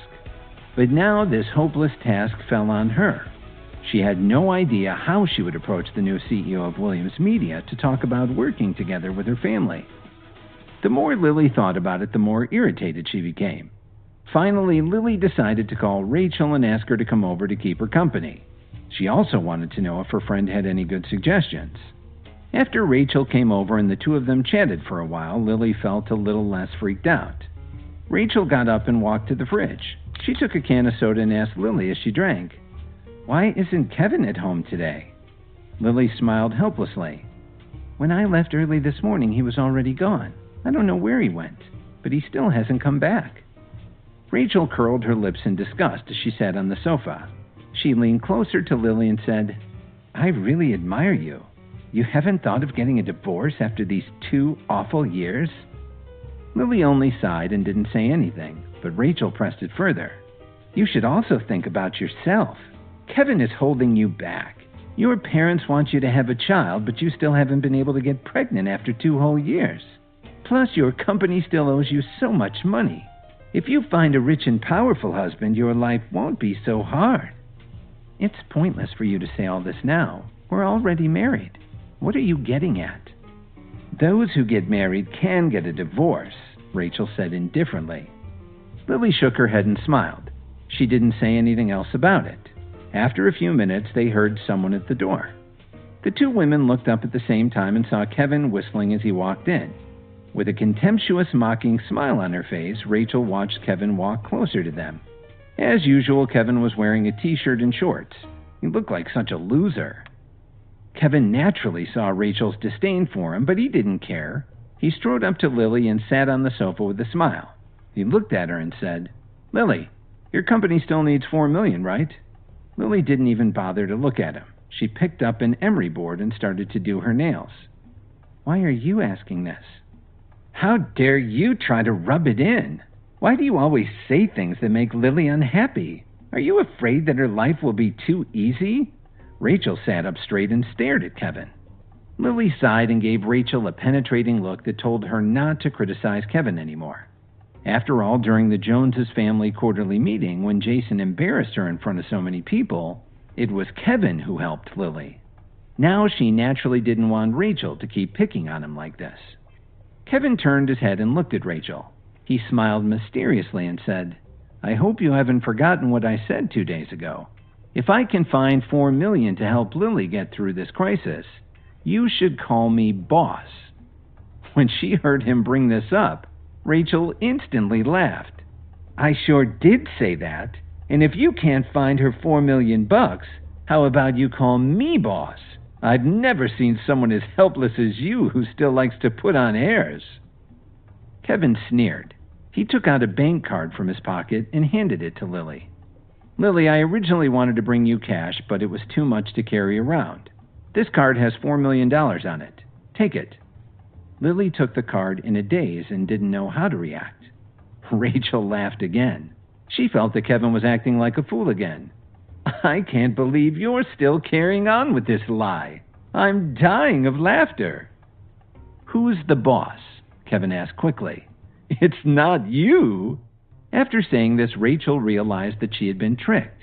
Her face immediately turned red and she glared at Kevin. Kevin chuckled and looked at Lily, who obviously didn't believe him and was about to toss the card in the trash. "Lily, do you still have that card reader you use at work? Why don't you log in and check the balance of the account? I wouldn't lie to you." Lily held the card in her hand and looked into Kevin's eyes. She had her doubts. But she also wanted to believe him, even though he didn't have a job. After all, he still relied on her to support him. Now he hands her a card and says that there are $4 million on it. Anyone would find his words hard to believe. "Lily, since he asked you to try, you should try. He asked for it. I'm still waiting to hear him call me boss." Rachel crossed her arms in front of her chest and looked at Kevin with a sneer. Lily tightened her grip on the bank card and looked at Kevin, who was waiting expectantly. "Kevin, you really want me to check it out?" "Don't worry. I would never lie to you." Kevin gave her a determined look. Lily nodded and said, "Okay." Then she got up and walked to the study and turned on the card reader. "The password is your birthday," Kevin reminded her in a low voice. Lily looked up at him and then entered the password. After a moment, the card's balance appeared on the screen. $4 million. Lily was dumbfounded. When Rachel came over and saw the long string of numbers, she stared open-mouthed at the screen. "How is this possible?" she asked. As soon as Dorothy Jones entered the house, she saw that something was up. She frowned and walked over to Lily, Kevin, and Rachel in the study. "What's going on?" When her gaze fell on the ridiculously high number on the card reader, she was absolutely stunned. "Where did you get so much money from?" Lily looked up at her mother and then looked at Kevin. She pursed her lips and replied, "Kevin gave me the card." "What? Kevin gave it to you?" Dorothy Jones looked at Kevin in disbelief. "Where did you get so much money?" Kevin smiled and shook his finger at her playfully. "I can't tell you, so please don't ask, but I can assure you that this money came from an honest source. Lily, just use it and don't worry." Then he turned to look at Rachel. He scratched his ear and said, "I believe you said you wanted to start calling me boss. You can start. I'm waiting." Rachel stared at him in wide-eyed disbelief. She was really flustered, and she raised a scolding finger toward Kevin. She was tempted to berate him again.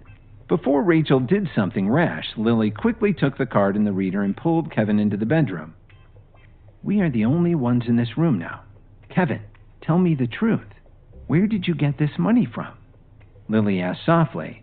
She locked the door behind her and walked slowly up to Kevin. He looked at her guardedly, but he was secretly delighted. Lily was concerned about him, wasn't she? He thought for a moment, smiled, and asked her gently, "If I told you I'm actually an incredibly wealthy business executive and that this money is a drop in the bucket for me, would you believe me?" Lily frowned at him and pulled away. "Don't joke around. Forget it. If you really don't want to tell me, I don't want to keep asking you. Anyway, you have to promise me that this isn't dirty money. I hope that you're not involved in anything illegal. Otherwise, I would rather see my company go bankrupt than to take a dime from you." Kevin sighed when he heard her say this. "Don't worry. I guarantee that the money is legal. You just need to use it quickly to save your company." Lily had her doubts, but he was so convincing. She thought for a long moment before putting the card away. As she did this, she said, "Okay, I believe you. You can rest assured, too. I will definitely pay you back as soon as possible. It may take some time, but I'll repay you." "My money is your money." Kevin waved his hand nonchalantly and walked out of the room. When he got to the living room, he saw that Rachel had already left. "She ran away before she called me boss," he figured. Later, Dorothy was also wondering where Kevin had gotten the $4 million, and Lily pulled her aside. She spoke to her mother very quietly and seemed to calm her fears. Afterward, Dorothy's attitude towards Kevin was a little gentler than before. Recently, Chicago had been in financial turmoil, and as the leading company in Chicago, Williams Media had suddenly taken on a young new CEO. Just when countless companies in the entertainment industry were dying to work with them, Williams Media was rejecting all of them. They even turned away the larger companies that they had always done business with. It made sense that the ones who were able to join forces with Williams Media had to be tied to a wealthy Chicago family or a large company. But this time, what shocked everyone was that they were partnering with a relatively unknown family, the Jones family. Many people had never heard of Lily before, but she had actually managed to come to an agreement with Williams Media. In Chicago, the Jones family was only considered to be a third-rate family, and Lily was only from a minor branch of the Jones family tree. In the upper crust, most people didn't even know that she existed. Some people also heard that Jason had approached Williams Media to discuss a partnership, but was rejected. This was even more confusing. Even the great Jason was chased away. How did Lily, this unimportant member of the Jones family, manage to get her foot in the door with Williams Media? What was the new Williams Media CEO thinking? Why did he choose to work with the insignificant little Jones family instead of so many powerful companies? Lily herself couldn't figure it out. No one would believe her. On the day when she went to discuss the partnership, she didn't get to see the CEO. All she had to do was sign the contract. Everything went over so smoothly, making her feel like she was dreaming. The Jones family had booked the entire banquet hall of the very luxurious Whistler Hotel in Chicago for that evening. Grandma Jones brought everyone together to celebrate Lily's success in sealing a deal between the Jones family and Williams Media. Everyone in the Jones family accepted Grandma Jones's request to attend the celebration banquet. On top of that, Grandma Jones had invited a lot of famous people in the Chicago area to attend their bash. There was only one goal, and that was to let everyone know that the Jones family had formed a partnership with Williams Media. In the future, the family would definitely have a chance to become one of the top families in the Windy City, as some people referred to their town. Lily had become the most noteworthy guest in the banquet hall. This was mainly because she had done so much for the Jones family, so she was the most important invitee of the celebration.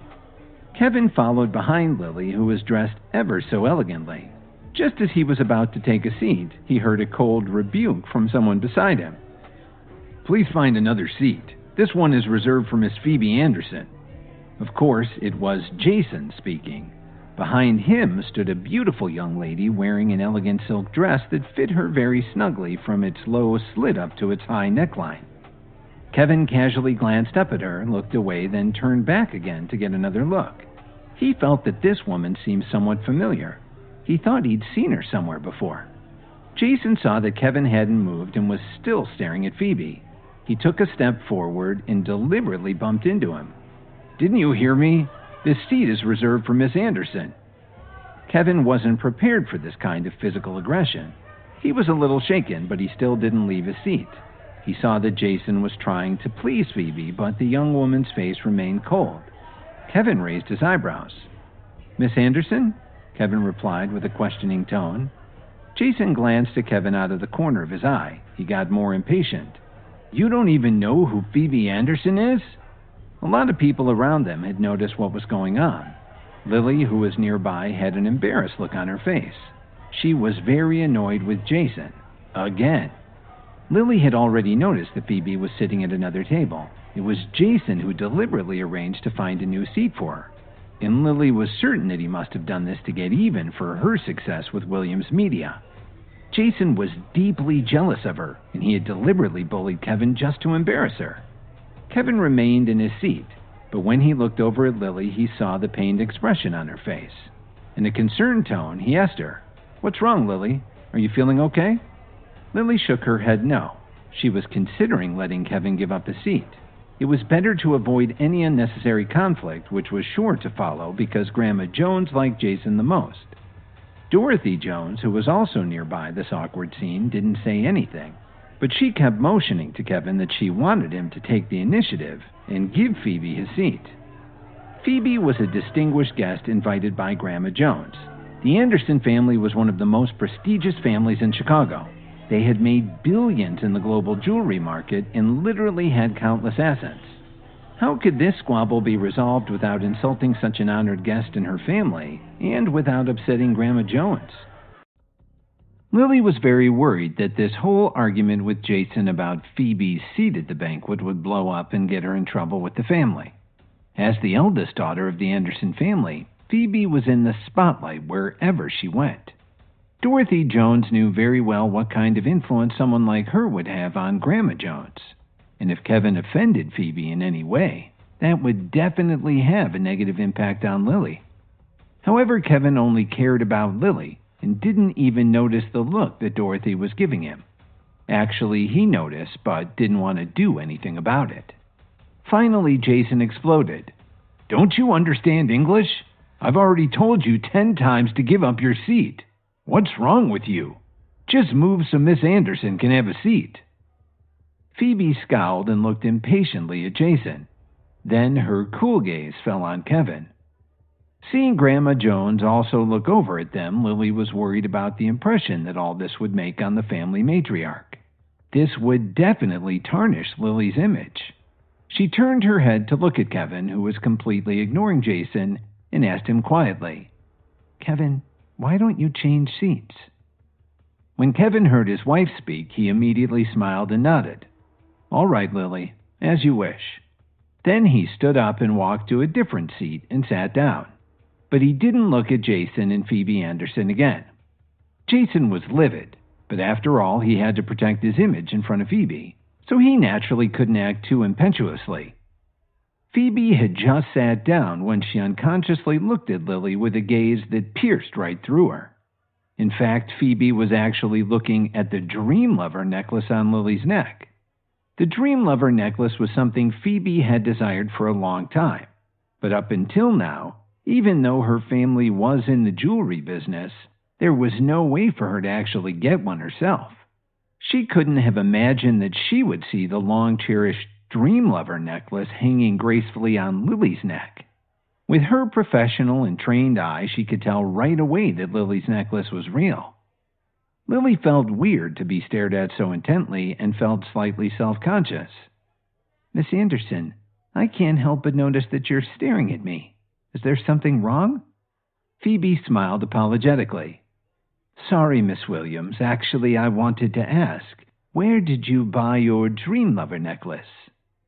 Sensing the envy in Phoebe's gaze, Lily's ego got a little boost. She never expected that a rich young lady like Phoebe Anderson would envy a piece of jewelry that she owned. Lily found this feeling to be very satisfying. Lily cleared her throat softly. "This was given to me by a friend." Phoebe nodded in understanding as her gaze stayed glued to the Dream Lover. "I'd like to ask you a favor. Could you perhaps ask your friend to help me buy a Dream Lover necklace?" After saying this, she seemed worried that Lily might turn down her request and quickly added, Don't worry, I'm not asking for a gift. How much did he pay for this beautiful necklace? I will pay him double. Double the price? Everyone around the table who heard the conversation between Phoebe and Lily was shocked. A Dream Lover necklace was worth almost $3 million. Double the price was close to $6 million. She was indeed the most prominent member of the Anderson family. Such wealth!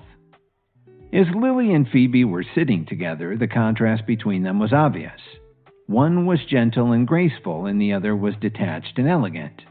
The men in the room were infatuated with them, and the women were envious of them. Dorothy saw that her daughter hadn't responded yet and kicked her leg gently under the table. "What are you spacing out for? Hurry up and answer her question." Lily looked at her mother, and only then did she realize that everyone was staring at her. She had no choice but to take her phone out of her bag. It took her a few seconds to find Bradley Smith's phone number in her contact list. She placed the call and waited anxiously. Kevin watched Lily's actions with an amused smile. He was pretty sure he knew who she was calling. Anyway, he was sure it wouldn't be him. If his guess was right, it was probably Bradley Smith.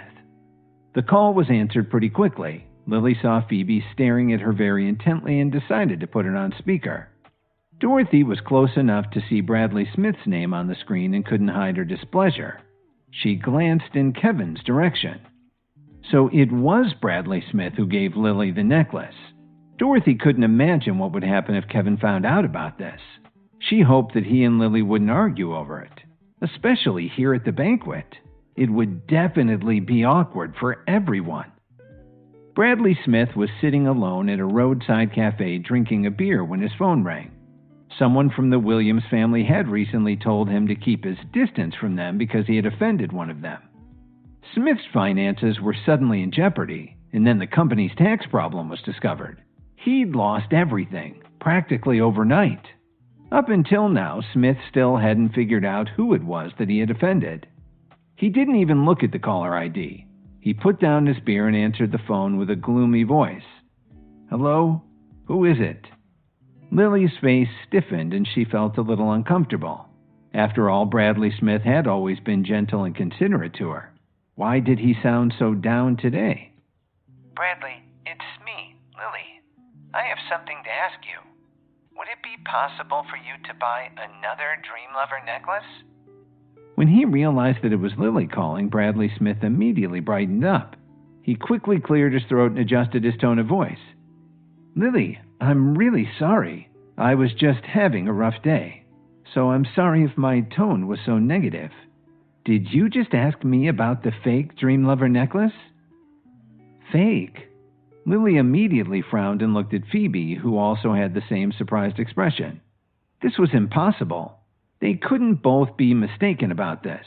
The necklace Lily was wearing was definitely genuine. Bradley Smith sighed on the other end of the phone. Yes, it's a copy.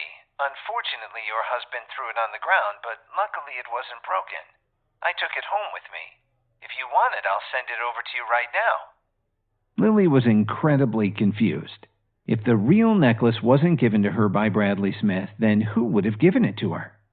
She just couldn't figure out who would be willing to spend $2.8 million to give her a Dream Lover necklace. After hanging up the phone, Lily saw how disappointed Phoebe looked. Embarrassed and confused, she murmured, "I'm really sorry, Miss Anderson. I really don't know who gave me this necklace." Phoebe let out a sigh and shrugged it off. "That's fine, Mrs. Williams. I have to say that I've just had no luck finding my own Dream Lover." So Phoebe was disappointed and Lily was extremely perplexed. Because the banquet had already begun, they just picked up their forks and ate, lost in thought. While Lily was absent-mindedly eating her meal, she unconsciously looked over at Kevin, who was digging into his own plate of food. She remembered very clearly that Kevin had said that he would give her the real Dream Lover necklace. Could it really be him? After all, he could easily find $4 million to help her company, couldn't he? But then she thought about it again. The Dream Lover was worth almost $3 million. No matter how cleverly Kevin could borrow money, it would be very difficult to get another $3 million after already giving her all that money to help her company. On top of that, He'd also have to figure out a way to find and purchase an authentic dream lover. How could he possibly do all that? Lily was still thinking too much. Whoever had given her the dream lover was definitely not Kevin. By now, Kevin was almost full. He put down his knife and fork and picked up his napkin to wipe his mouth. His eyes fell on Phoebe, who was sitting next to Lily. He suddenly remembered why she seemed so familiar. The Anderson family controlled one of the companies that wanted to cooperate with Williams Media. In the file that Miss Wilson had prepared about the Anderson family, there was a publicity photo of Phoebe Anderson. This Miss Anderson was definitely an interesting woman. As Kevin understood it, she was raised by her father to be the company's deputy president at a young age. She was already a reliable executive with a lot of experience. Although the dress she wore to the event wasn't very conspicuous, the simple ring on her finger was worth more than enough to buy a villa in the south of Italy. Others might not notice it at all, but Kevin could tell at a glance. The ring Phoebe was wearing was a valuable antique. Kevin knew this because of all the time that he spent with his grandfather when he was young. Even in his childhood, he had come into contact with numerous professional figures in various industries. Starting when he was about 10 years old, he got to spend nearly 3 years with Claude Fields, an internationally renowned appraiser, to learn how to identify and appraise antiques. The ring Phoebe was wearing had a unique design. It was made of pure gold, and it had a ruby of nearly perfect color set in a golden flower. He was certain that it was from the Middle Ages and had to have been worn by royalty. Based on the ruby alone, it was worth a fortune, but with the history likely attached to it, Kevin estimated that the ring was worth about $3 million. Just as Kevin was thinking about giving Lily a beautiful ring one of these days, Grandma Jones stood up and walked to the stage. With a great big smile, she spoke to the guests. "Quiet, please. Lily, please tell everyone about the secret of your successful negotiation with Williams Media. How did you do it? We would all love to know." Grandma Jones couldn't stop smiling. She gestured for Lily to go up on the stage and then went back to take her seat. Lily stood up nervously and hesitated for a few seconds. She didn't go on the stage, but instead remained standing by her seat, slightly embarrassed. "Actually, it was nothing at all. When I went over that day, I didn't get to see the president of Williams Media. It was his secretary who brought me the contract and asked me to sign it." Everyone was astonished to hear this. "What? They signed the contract right away?" Someone said, "So, just like Jason, she didn't get to see the new CEO of Williams Media either." Another added, "I thought she was very capable. Seems like she was just lucky that she went there when the new president of Williams Media was in a good mood. That's why she got the contract." Jason, who was sitting beside Grandma Jones, couldn't help but sneer when he heard the comments coming from the crowd. He turned his head to see Grandma Jones's reaction, but he was already coming up with an idea to get even with Lily for making him look bad. Jason spoke up loudly so that everyone in the room could hear. "Grandma, I think this is really unfair. When I went to Williams Media, maybe the new CEO was just in a bad mood. That's why he had his assistant chase me out. This time when Lily went there, he must have realized how sincere our family was about working with them. That's why he gave us the contract." Jason glanced at Lily dismissively and raised his voice a little. "I think that the second person to go to Williams Media would have gotten the contract anyway, no matter who they were." Lily clenched her fist as she glared at Jason, but she couldn't find the words to answer him. Grandma Jones, who had always loved Jason, listened intently to what her grandson had said. She nodded in agreement. "JJ is right. Lily, you earned the contract with Williams Media pretty easily, but it's not all because of you. JJ also put in a lot of work and he suffered a lot. Obviously, half of the credit goes to him." Lily was extremely annoyed by Grandma Jones's speech, but she didn't dare to argue with her. How could she? Jason was clearly stealing the credit for her accomplishment. Of course, Jason was very happy with the outcome. This definitely wasn't going well for Lily. Kevin was so excited, he held the box carefully in his hands. His eyes were glued to the beautiful antique signet ring in the box. It had an ancient aura, and he couldn't take his eyes off of it. Cook and the others looked at each other, their eyes filled with joy. As long as Kevin liked this gift, then all their effort had been worth it. Adriana leaned back on the sofa and explained, "It's all thanks to Gilbert and Emo. They know what you like, especially your interest in antiques from the Middle Ages. They thought that this was appropriate because of all that you mean to us." Kevin looked at the ring for a long time before he carefully closed the box. He raised his glass and said, "I'm glad to have found you again, my friends. Thank you so much. Let's have a toast." They stayed up and chatted well into the night. Because it was so late and they were in no shape to drive home, Gilbert arranged for them to sleep in the Chartreuse Mills VIP suite. This just happened to be the first time Kevin had spent a night away from home since he married Lily. And when he woke up the next morning, Kevin didn't head home. Instead, he went straight to his office at Williams Media. After resting on the sofa in his office for a while, Kevin began wondering if he should send a message to Lily. Just then, his phone rang. Kevin saw that it was his mother-in-law, Dorothy. He quickly sat up straight and cleared his throat to answer the phone. "Hello, Mom." "Kevin, I heard from Lily that you didn't come back all night. Where did you go?" Dorothy's tone was very gentle, definitely more gentle than usual. Kevin couldn't help but raise his eyebrow. He was pretty sure she was being so nice to him because of everything that had happened at the Jones family celebration the day before. "I'm okay, thanks. I went to chat with my old friend for a while. Later on, it got to be too late, so I slept at his place." Dorothy said, "I understand. You haven't seen each other in a long time, so you must have had a lot to talk about. By the way, didn't I ask you to bring your parents here for a physical? It just so happens that I have nothing to do for the next couple of days. How about tomorrow?" When he heard her bring the subject up again, Kevin frowned. He really didn't want his parents involved in all of this. Dorothy suspected that Kevin and Lily's trouble having a baby, even by in vitro fertilization, was inherited, so she wanted to get his parents tested. Talk about awkward. Kevin thought about it and replied, "How about this? After I bring my parents here tomorrow, I'll pick up you and Lily to go and get another checkup to see what the problem is." He continued, "But really, Lily and I don't have any problem. I don't see the need for another physical, and I definitely don't want to drag my parents into this." Dorothy was unhappy to hear this and was about to object, but Kevin didn't give her a chance. "Then it's decided. Let's go and get the physical together, all of us. But I have to hang up now, Mom. I still have something to do. Talk to you later." After Kevin hung up, he put down his phone and was about to rest for a while when someone knocked on his office door. Miss Wilson walked in wearing a light blue professional suit and Prada shoes. "Sir, Jason from the Jones family is here. He wants to sign the packaging contract for Brittany's debut with us. What do you think we should do?" Kevin responded in a very serious tone. "He's here pretty early. Don't worry about him right now. Please contact the Jones family directly.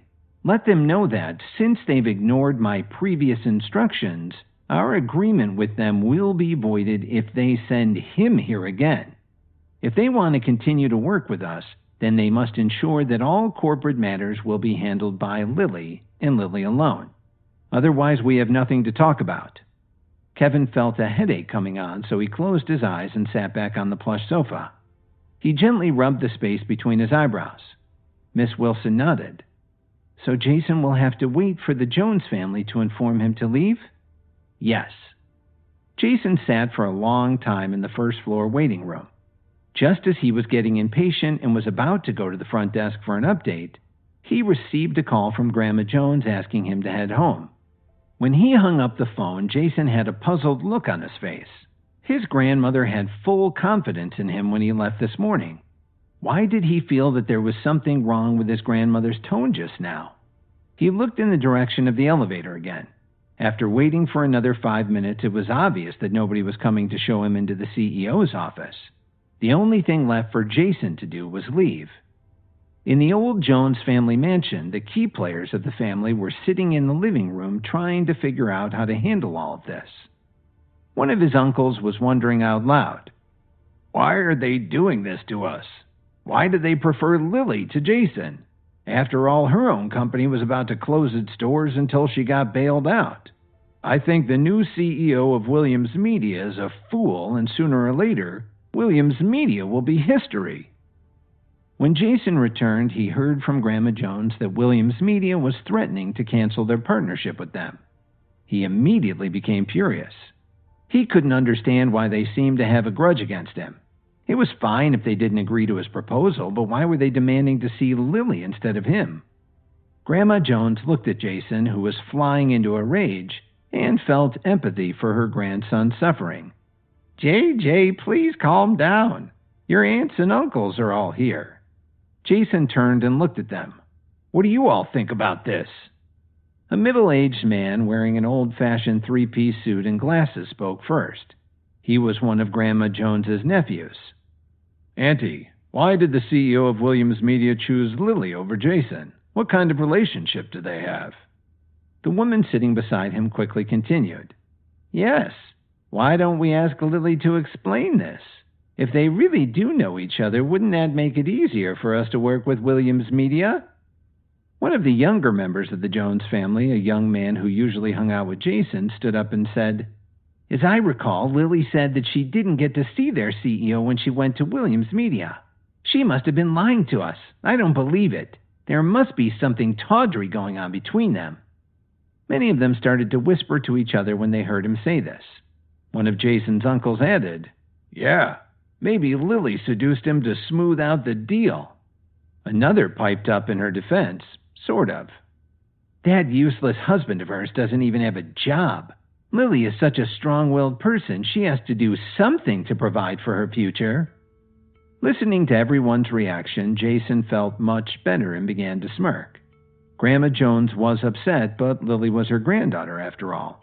She saw that everyone was attacking her more and more harshly and coughed twice. The room immediately fell silent. We need to make a long-term plan. After all, if they want to cancel our agreement, we won't have a chance in court. If that happens, we'll be the ones to suffer. Grandma Jones was absolutely right. Williams Media was far more powerful than they were. The Jones family had to give in. However, they decided that if Williams Media really wanted Jason out of the picture, it would be better to find someone other than Lily to be in charge of the negotiations. She had to be replaced because they just weren't sure of her relationship with the CEO. So Jason's cousin, Matilda Jones, was chosen to replace Jason. They all wanted her to take Lily's place and go to Williams Media the next day. While this was going on, Kevin spent half a day at his office and then rode home on the new electric scooter that Miss Wilson had bought for him. There was no one at home, and Kevin felt that it was too quiet. He tossed a snack in the microwave and relaxed a little. Then he took a nap until Lily came back that evening. Lily walked in, took one look at Kevin's messy hair and wrinkled clothes, and got a little ticked off. When did you get back? You didn't spend the whole day sleeping, did you? Of course not, Kevin replied. I came back in the afternoon. By the way, did you get a call from Grandma today? Kevin stood up and got a glass of water for Lily, who was sitting on the sofa. Lily looked at him strangely. No, why would she call me? Kevin was a little annoyed at this. It seemed that Grandma Jones still wasn't taking his words to heart. Still, he looked very calm on the surface. It's nothing. I was just asking. Lily rolled her eyes. When she thought about her family's deal with Williams Media being handed over to Jason, she got really teed off. Where did you go last night? She asked Kevin. Thinking about how Kevin hadn't come home last night, Lily felt even more uneasy. She had so many things she wanted to ask him yesterday, but he never came home from the banquet. Kevin chuckled. I was just chatting with an old friend. It was too late and I'd had a little to drink, so I just slept there. Old friend? Was it Mr. Cook from the Whistler Hotel? Lily put down her glass and stared at Kevin. That's right. Kevin didn't want to hide anything from her, so he decided to tell her the truth. Lily was a little disappointed to hear his answer. After thinking for a few seconds, she sighed. Leaning back on the sofa, she declared, I don't know how you're such good friends with Mr. Cook, but if you say you were chatting with him last night, then I guess I'll have to believe you. But Lily really wanted to know more. Lily was still wondering how Kevin happened to know Mr. Cook so well. It just didn't make sense to her. After expressing her doubts to her husband, Lily paused for a moment and picked up the remote control to turn on the TV. What kind of person is Mr. Cook anyway? Why would such an important man have the time to chat with you for so long? Kevin shrugged in reply. He really couldn't tell her. Not yet. Go and make me some spaghetti, would you? I haven't had dinner yet. Lily turned on a popular reality show and watched it while she swiped through some social media posts on her phone. Kevin answered, "Sure, Lily." Then he turned around and headed into the kitchen. He had just put the pasta in the boiling water when Dorothy got home. She saw Kevin cooking in the kitchen and she remembered what Kevin had said to her on the phone earlier in the day. Her expression turned very serious. "Damn it!" Dorothy groaned. Seeing that Kevin hadn't responded to her, Dorothy kicked off her dress shoes and stomped across the room to sit down next to Lily. Lily gave her a puzzled look. "What's wrong? You look like you're mad at someone." Dorothy replied, "Who else could it be? Someone here doesn't know how to show gratitude." Dorothy motioned with her eyes towards the kitchen and Lily immediately understood. Kevin had probably done something else to piss her off. Lily leaned in toward her mother and whispered, "What's the matter? You can tell me, Mom. I'll have a talk with him if it helps." Dorothy noticed that Lily was whispering so Kevin wouldn't hear. Until recently, she didn't seem to care what her husband thought. But Dorothy also realized that it was thanks to Kevin that Lily's company's financial crisis had been resolved so quickly. Sighing, Dorothy patted her daughter on the hand. "It's because the in vitro didn't work. I'm guessing that his family has some kind of genetic issue. I mentioned this to him and I asked him to bring his parents in for a checkup." Dorothy shot an irritated look towards the kitchen as she spoke. "Kevin told me that he wanted to do a checkup along with everyone else. What did he mean by that? Does he think the problem is with me?" When Lily heard her mother bring up the test tube baby topic again, she got impatient. Mom, can you not rush things? I have so much going on right now. How could I possibly think about having a baby in the middle of this train wreck?" Dorothy's eyes widened. "You're still not in a hurry? You've been married for over 2 years. The in vitro's already failed 3 or 4 times and you're not in a hurry? The last time your dad called, he asked me about it too. If you're not in a hurry, then you can tell your dad the next time he calls. I don't want to have to talk to him about it again. Not until you have some good news." "Let's not talk about this right now." As soon as Lily finished talking, Kevin walked out of the kitchen with a big platter of spaghetti and meatballs. She watched Kevin put the pasta on the table and then bring out some plates and Parmesan cheese. Lily ignored Dorothy's sour expression and said to Kevin, "You don't need to bring your parents here tomorrow. We can talk about the checkup later." Hearing her daughter say this, Dorothy grunted and stood up to go to her room. Kevin smiled at her. "Okay, whatever you say, Lily." After eating and then cleaning up, Lily lay down on the bed. Kevin, who was doing some stretches on the floor, turned on his side and used his hand to support his head while he stared at her beautiful side profile. "Lily, if Grandma Jones calls you tomorrow and she asks you to talk about the deal with Williams Media, don't agree with her right away. Just let her wait." Hearing Kevin say this, Lily frowned and turned her head towards him. With a puzzled expression, she said, "I don't think we need to worry about that. Grandma has already handed it back to Jason. Why would she ask me again?" "Why do you always say such strange things?" "In any case, remember, if she asks you, just don't agree right away. Promise me you'll sleep on it." Kevin didn't worry about Lily's impatient tone. After saying that, he went to bed and quickly fell asleep. Lily reluctantly reached out to turn off the light. Then she also lay down and went to sleep. The next day after Lily left for work, Kevin headed over to his office at Williams Media. This was the life. Kevin really liked being a CEO. Since Miss Wilson was such an organized chief of staff, all that Kevin had to do all day was drink lattes, read a little, and sign contracts. Miss Wilson knocked on the door and walked in. "Mr. President, The Jones family has sent someone over to discuss their arrangement with us. It's a woman named Matilda Jones." Kevin thought to himself that the pink suit Miss Wilson was wearing added a nice splash of color that contrasted with all the earth tones that surrounded him in his office. Kevin took a sip of his latte and answered dryly, "Please ask her to leave." Grandma Jones really was an interesting character. He had clearly told her to send Lily, but instead she had sent Matilda to discuss their partnership. What was that all about? Like Jason, Matilda was also one of the favorites in the Jones family, and she definitely wasn't used to being told no. In any case, she wasn't prepared for the embarrassment of being asked to leave the Williams Media corporate offices without seeing the CEO. When Matilda returned to Grandma Jones, she told her what had happened. Her grandmother was really pissed off at the news, but she reluctantly agreed that it was time to call Lily. Lily and Dorothy were out shopping on Michigan Avenue while all of this was going on. Because her husband was coming back from an overseas trip in a couple of days, Dorothy wanted to find a nice outfit to wear to welcome him home. While they were looking at Gucci's in one of the stores, Lily heard her phone ringing inside her purse. She pulled it out and was surprised to see that Grandma Jones was calling. She and Dorothy looked at each other for a second before Lily answered. She put the call on speaker. "Hello, Grandma?" On the other end, Grandma Jones sounded a little awkward. "Lily, Grandma wants to ask you a small favor." A favor?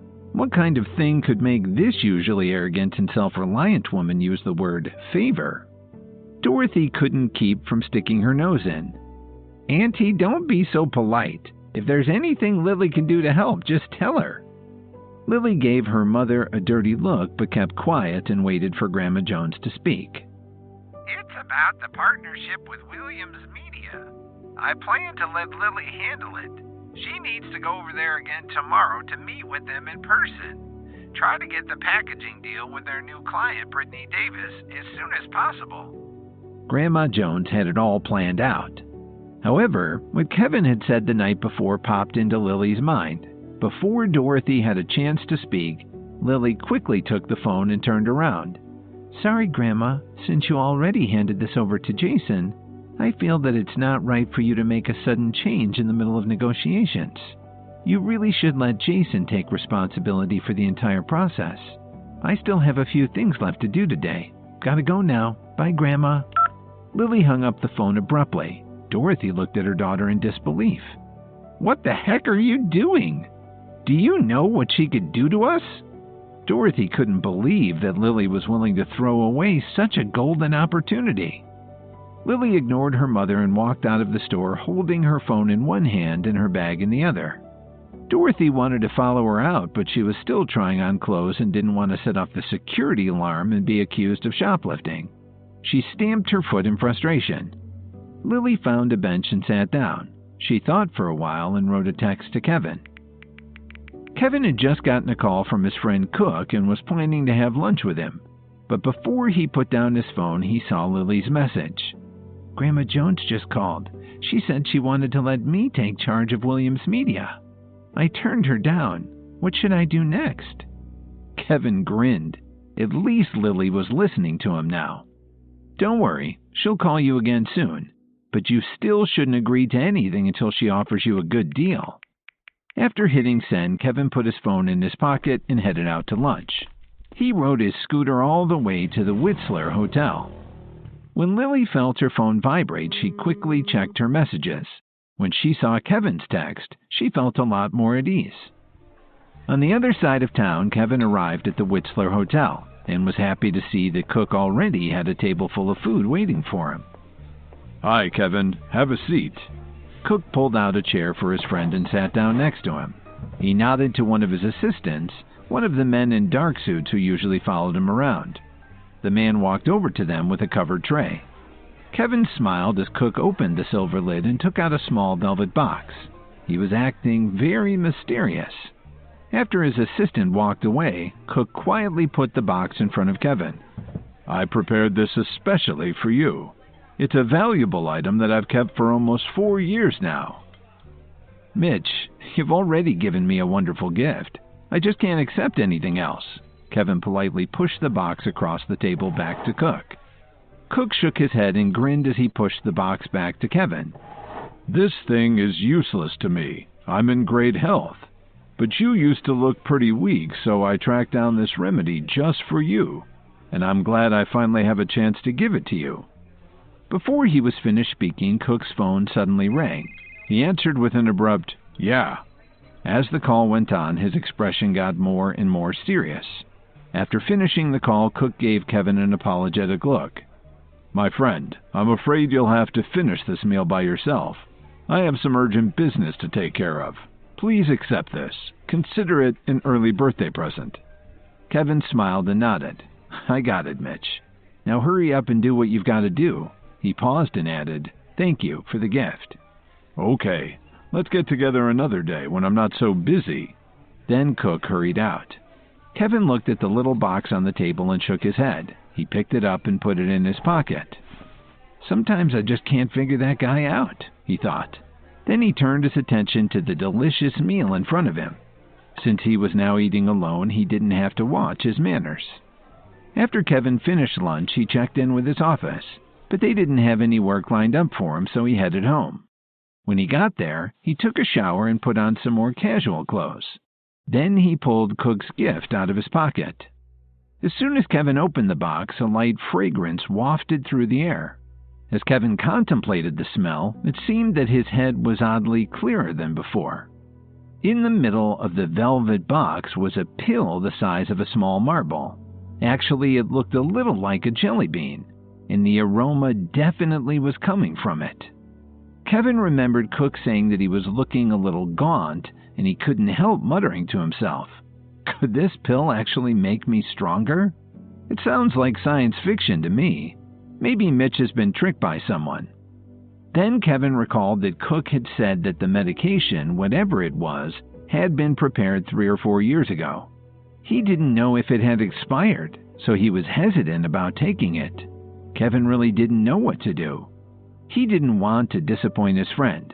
But was that a good reason to take a 4-year-old pill? On the other hand, he did find the aroma somehow relaxing and enticing. Kevin finally decided to take the pill. He placed it in his mouth and reached for a glass of water to help him swallow it. Before Kevin could drink the water, the pill seemed to melt in his mouth, and then it flowed down his throat. Kevin furrowed his brow. He was a little worried and began to regret what he'd just done. Although Mitch was an old friend and he trusted him with his life, he was concerned that maybe there was something wrong with the pill. What would it do to him? Would it kill him? Was it FDA approved? Just as Kevin was contemplating spitting the pill out, he suddenly felt a sharp pain in his abdomen. Then his whole body felt like ice. It reminded him of that time one of his friends had convinced him to jump into Lake Michigan with his polar bear club one cold winter day. Then his eyes rolled up in his head, and he fainted. When Kevin opened his eyes again, it was almost dusk. "What's that horrible smell?" he said to himself. The funk was almost enough to knock him out again. Kevin got up off the floor and discovered that the smell seemed to come from his own body. Great! He ran his hand along his forearm and felt something strange. His entire body was covered with some sticky yellow liquid. It had soaked through his clothes entirely. Gross! What the hell is this? Kevin sprinted to the bathroom to take a shower. He must have washed himself for more than half an hour. Then he changed his clothes again. He gave the house a quick cleaning and sprayed the air with an entire can of freshener. It seemed impossible to get the stink out of the room, especially the spot where he'd fainted. It was stained a pale yellow, and he wasn't sure he would ever be able to get it out. If Lily or her mother come home now, they'll think I've been frying dog crap, he thought. I can't believe someone told Mitch that this would help me. So far, it's given me an intense pain in my gut, knocked me out, and made me smell like an outhouse on a hot July day.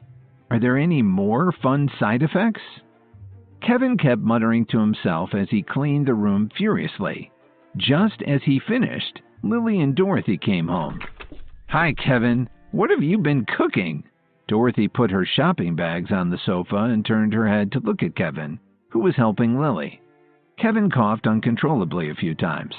I had something to do, so I haven't cooked yet. Why don't we eat out tonight? Dorothy gave Kevin a funny look and said, You're home all day and you don't have a job, but you don't have time to cook? Lily found his excuse a little suspicious too.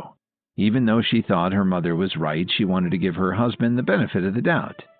You know, I was thinking the same thing, Lily interrupted. There's a new place on the north side. I think it's in Evanston. They say it has great stuffed spinach pizza. Let's head over there this evening. Then she gave Kevin a subtle tug on his sleeve in motion for him to go to the bedroom with her. Kevin was curious to find out what Lily had to say. And did she have any more news about her grandmother? Kevin still hadn't gotten over his weird reaction to the pill that Cook gave him, and he really wasn't in the mood to make dinner right now. But he was pretty happy that Lily had stood up for him with Dorothy. He followed her back to their bedroom, wondering what news she might have about Grandma Jones. Was Lily's grandmother finally going to put her in charge of the Williams Media contract? Lily spoke first. You should have learned by now. Don't make random excuses. We need your help around the house, and that includes cooking meals. She took out the new clothes that she just bought one by one while Kevin helped her hang them up in the closet.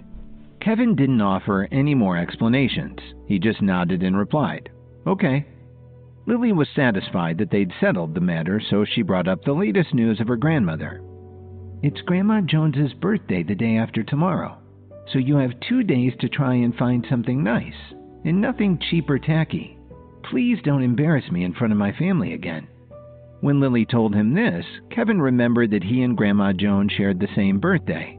But usually everybody spent so much time fawning over Grandma that they forgot about him, so he wasn't much in the mood to celebrate. Over the past 2 years, every time Grandma Jones had a birthday party, Kevin would just make believe that the celebration was for him. Kevin noticed that Lily was staring at him, which made him come back to the moment. He nodded in agreement. Don't worry, I'll remember it, and I'll find her something nice. Thanks, Lily replied. She really wanted to ask him for some advice about the partnership with Williams Media, but she also wanted to handle the problem with Grandma Jones herself, so she decided not to say anything, for now. Grandma Jones's birthday bash was held at Chez Robin, one of the finest restaurants in Chicago. They rented out the whole place just for the party. Kevin didn't arrive in the same car as Lily and Dorothy because he was out picking up the birthday present for the family matriarch. Lily sat next to her mother and saved a seat for her husband. The more she thought about it, the more restless she got. For the past 2 days, she'd asked Kevin over and over what he planned to get for her grandmother, but he insisted that he wanted to keep it a secret. This really worried Lily because her grandmother was hard to please, and she didn't want to disappoint her. When Kevin finally arrived, Lily saw that he was holding a simple gift bag like you find in a drugstore. This sure ticked her off. This was definitely not okay. Lily wasn't looking forward to spending another embarrassing evening with her family because of Kevin's behavior. She let out a heavy sigh. When Kevin sat down at the table, Dorothy frowned and stared at the gift bag he was holding. You could have at least had it wrapped. I hope the gift you picked out is presentable. Kevin was a little uneasy at Dorothy's response. I didn't have time to wrap it, but the wrapping isn't important. It's what's in the bag that counts. Kevin was tempted to let Lily and Dorothy take a peek in the bag. He was sure they'd be pleasantly surprised by his choice. He started to lean toward Lily, offering the bag to show what was inside, but she put her hand out and stopped him. She wasn't interested in finding out right now. Lily rolled her eyes. I don't want to know. Later, when everyone is giving Grandma her presents, you can take advantage of the confusion and just stuff it into the pile so we're not embarrassed in front of my family. Again. Kevin was a little disappointed at her reaction. All right, he said. Whatever you say. Everyone had already started to give their gifts to Grandma Jones, who was seated on the dais at the front of the room. In the place of honor, of course. They were all secretly competing with each other to see who would give the most valuable or rare gift to Grandma Jones. So far, the best presents were the beautiful diamond brooch that Matilda gave Grandma, as well as the antique Victorian bust that Jason had presented to her. Everyone agreed that it looked a little like Grandma when she was younger. Grandma Jones took Matilda by the hand and smiled happily. "You've always brought me such great joy, Matilda. I'd love to keep you around here with me forever, but it's probably time for you to get married." Matilda didn't know how to respond. Married? She didn't even have a boyfriend. "Don't worry, Grandma. I'll always be by your side." Everyone who heard this was deeply moved. Matilda returned to her seat, which happened to be next to Kevin's. As she sat down, she heard Kevin say, "Nice choice. That brooch is from Wales, mid-18th century. Probably belonged to the royal family. Not bad." This piqued Matilda's curiosity. Most of the members of the Jones family thought Kevin was kind and dull and uninteresting. Even Matilda had always looked down on Kevin, but his comment was far from dull. "How did you know it was an 18th century royal brooch?" she asked him. "And yes, it is from Wales. Do you know a lot about jewelry?" Kevin shrugged and nodded. "Yes, I know a little. May I ask how much you spent?" "About $20,000, Matilda answered candidly. "I bought it from a friend of mine. At that price, she said she would just break even." Kevin shook his head. "I hate to tell you this, but that brooch isn't worth much more than $15,000. Matilda wasn't happy to hear that. "$15,000, are you sure? I got it from a good friend of mine." Kevin lowered his voice so nobody else at the table could hear him. "There are a few factors to take into account. First, you have the diamonds. They're a nice size, but the cut, color, and clarity are important too. I could see from here under these lights that they're not the absolute best. But the perfect diamonds cost a small fortune. Then there's the provenance. The most famous royal brooches are all well known and, once again, way over $20,000. Still, it's a very nice piece of jewelry. But I think your friend could have given you a lot better break on the price. It doesn't sound to me like she's your best friend. Just my opinion." Matilda had a puzzled look on her face as she listened to Kevin. Just then, someone walked up to Grandma Jones and announced, "Grandma, Bradley Smith is here." She smiled and said, "Bradley is here?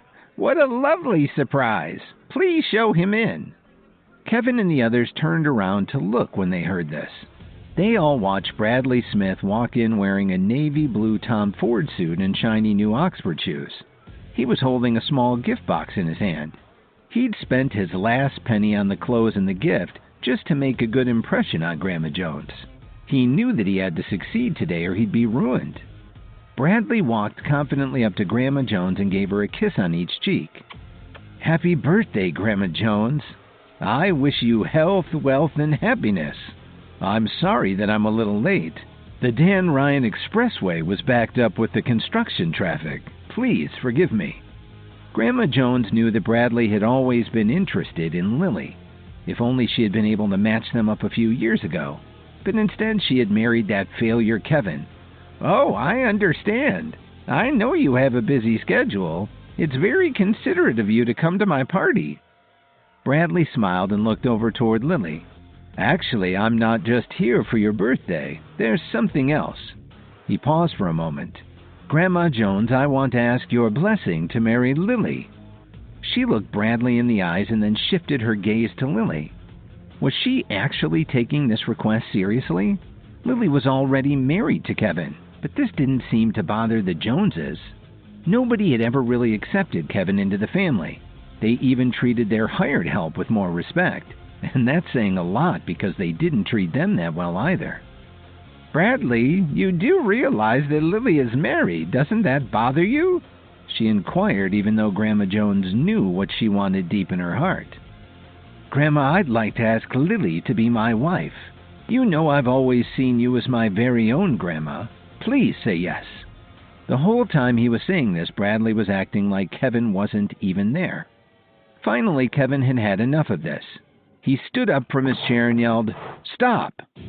What the hell is wrong with you? I've been sitting right here the whole time, and you're asking if you can marry my wife right in front of me?" Kevin had lost it. Now it was Jason's turn to stick his nose in things. "Who do you think you are? You have no right to speak here. You're not a member of the family." "I may not be much, but I'm better than you jackass," Kevin spat back. "I'll kick your ass, loser," Jason said as he rushed towards Kevin. Jason had been spoiled by Grandma Jones since he was a child, so he never learned to control his temper. He had countless fights when he was in school, but never faced any consequences. Even as an adult, working in the Jones family business, he got into a lot of fights and arguments. He also got involved with some pretty tough criminals. It didn't look like his family was going to be able to make Jason control himself this time either. One of them commented, "Kevin's really going to get it now." Another replied, "Serves him right. Who does he think he is? He's just ruining Grandma's party. Why doesn't Kevin just keep his mouth shut?" Someone else at the next table said, "That's right. What gives him the right to say anything about our affairs?" Everyone was upset to see this, but nobody made a move to stop Jason. They were all expecting to see Kevin get beaten up. But Kevin stood his ground very calmly. Lily called to him, "What are you just standing there for? Hurry up and leave." She was surprised at how worried she was for Kevin right then. Things hadn't been great between them lately, but maybe they'd been together for so long that she couldn't bear to see him get the crap knocked out of him. Jason threw the first punch, but Kevin stepped to the side to avoid it and caught his fist. "So, you're going to get violent, are you?" "Okay," Kevin said coldly. Then Kevin twisted Jason's wrist with a move that his friend Emo had shown him back when he was his family bodyguard. Everyone there heard a sharp pop, and Jason let out a loud moan. "Why have you always been such a douche to me?" Kevin said as he let Jason drop to the floor. They were all shocked to see this happening, especially at Grandma's party. What was happening to their pleasant little get-together? They were all trying to get a grip on it. Jason felt like one of his ribs might be broken. He sat on the floor yelling in pain as he held his wrist. Just then, Dorothy walked up to Kevin and slapped him in the face. This caught Kevin off guard. He staggered a little and took a step back. "How dare you ruin Grandma's birthday?" Dorothy was furious. "After all that we've done for you, this is how you repay us? Get out, now!" By now, Jason was slowly standing up with a little help. "Oh, he's not getting off so easy. You're a dead man." Jason pulled out his phone, scrolled through his contacts, and made a call. But Kevin wasn't paying any attention to Jason. He was staring blankly at Dorothy. His penetrating stare made her uneasy. He finally spoke. "Lily and I have been married for 2 years. Things have been hard while I tried to get back on my feet, but I thought we still had a pretty good relationship." He began to smile before he continued. "Maybe it's my fault that everyone here looks down on you and Lily. Maybe I deserve that slap. I don't know. But from now on, we're even." Kevin clenched his fist tightly. "From now on, I'll have nothing to do with this family. I've had enough of this. If you want me to come back, you'll have to make Grandma Jones get down on one knee and beg me." Then Kevin turned to walk out. Lily stared at Kevin. She didn't know what to think. It was like he'd become a completely different person, a complete stranger to her. Everyone stood there in shocked silence. As Kevin walked towards the door, Jason shouted, "Stop him! Don't let him leave!" But no one moved. They all wanted Kevin to leave and for this horrible scene to be over. Jason saw that no one was helping him and ran over to grab Kevin by the shoulder. "Didn't you hear what I just said? You can't leave!" Right then, a white van stopped abruptly outside the restaurant's entrance. Then, multiple powerfully built men jumped out of the van, holding baseball bats and armed to the teeth. It looked like the party was about to get even worse. Grandma Jones's birthday party had just been completely ruined by the fight between Jason and Kevin. It started when Bradley asked for Grandma's blessing to marry Lily, who was obviously already married to Kevin. Unfortunately for Jason, Kevin kicked his butt in the fight, so Jason called up a friend to help. Jason was relieved to see his friend, who showed up pretty quickly with a few of his toughest bodyguards. "Drake, thanks for getting here so fast." The man gave a slight nod. "What's going on, Jason?" He pointed at Kevin and said, "Drake, this is the piece of crap I told you about." One of the Joneses recognized Jason's friend. "Drake? That's one of the toughest crime lords in the city." "Wow," someone else said. Jason sure has friends in low places. Look how fast he got over here with just one phone call. Lily heard this and got scared for Kevin's safety. "Kevin, run!" she shouted. Lily knew that if Drake got his hands on her husband, he'd end up dead, or worse. But Kevin didn't budge. This made Lily even more desperate to help him. She stood up and started to move toward him. Before she got 2 steps, Bradley stopped her. "Lily, what are you doing? Drake's a very dangerous man." Everyone was afraid to interfere because of Drake's vicious reputation. Drake took a drag from his cigarette and casually threw it on the floor. "Who's the bastard who did this to my buddy Jason?" When Jason heard this, he walked over towards Kevin. He could feel the eyes on him and knew that everyone was impressed that he had such a powerful ally on his speed dial. He'd be bragging about this for years. But no one could imagine how Jason and Drake ever got to know each other. It was simple. The first time they met, Drake almost beat Jason to death in a sparring match at the gym. That set the tone for their relationship. Ever since then, Jason tried his best to make friends with the man. He figured it was better to have him as a friend than an enemy. So every month he would give Drake a wad of cash to keep him on his good side. As long as Jason kept this up, they'd still be friends. "Quick, get out, Kevin!" Lily shouted, but Bradley stopped her again. By now, Drake was standing face to face with Kevin. "So you're the one who hurt my friend," Drake snarled. "You've made a huge mistake." "So are you his friend or just his guard dog?" Kevin said coldly. "Do you know how long it's been since someone talked to me like that?" Drake put his hand on Kevin's shoulder and leaned closer. "A long time." Kevin didn't even flinch and replied, "I don't care how anyone talks to you. This is between me and Jason." Jason was happy to see this. He was sure that Drake would finally get Kevin out of the way for good and things could go back to normal. He knew that Drake was a man who feared nothing and no one. "This is going to be good," he thought to himself. "Man, you've got cojones," Drake said as he narrowed his eyes. As he looked at Kevin, he got the feeling that he looked familiar, but he just couldn't remember where he'd seen him before. "It doesn't take cojones to know what's not a threat," Kevin replied coldly. This really got everyone's attention. How could Kevin talk to such a dangerous man like this? Grandma Jones scowled but didn't say anything. She wasn't used to dealing directly with people like Drake. Jason clenched his fists like he wanted to take a swing at Kevin. "This guy obviously hasn't heard that you just don't mess around with Drake Cook. Let me teach him a lesson for you." Kevin glared at Jason, then turned back to Drake. "Your last name is Cook?" Kevin slowly took his phone out of his pocket. "Do you happen to know Mitch Cook?" Drake's face froze when he heard this question. He gave Kevin a puzzled look. Most people didn't know just how well Drake knew Kevin's friend. Kevin spoke into his phone. "It's me, Mitch. I'm here with a mutual acquaintance. Drake is standing right in front of me." Kevin then handed his phone to the man. Drake hesitated a moment and took the phone. While he talked, his expression changed from anger to confusion to worry. Drake hung up the phone and reached out to hand it back to Kevin. As usual, the Joneses began whispering to each other, trying to figure out what they had just witnessed. "I can't believe my eyes. What's wrong with Drake? Who did Kevin call?" Kevin looked the man dead in the eye and asked, "Are you sorry now?" "Yes, Mr. Williams, I'm very sorry."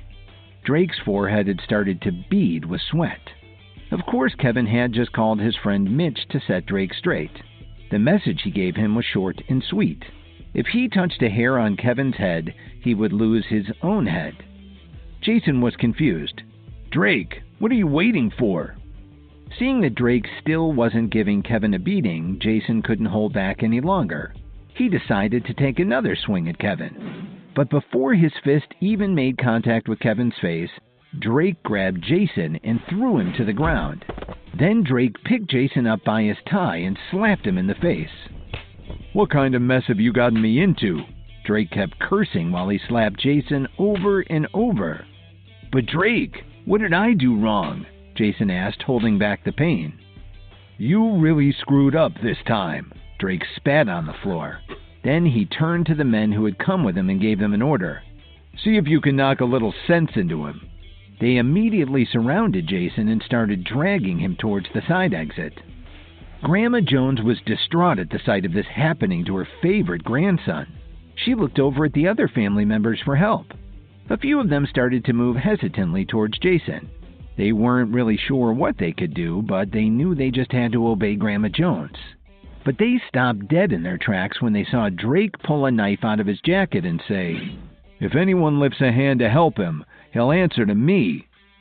The few young Jones men who had stepped forward immediately took a few steps back after hearing Drake's threat. Talk about a rock in a hard place. They didn't want to disappoint their grandmother, but they were also powerless against this man. Then Drake turned back towards Kevin and spoke calmly. "Mr. Williams, again, please accept my apologies." Everyone was stunned to hear this.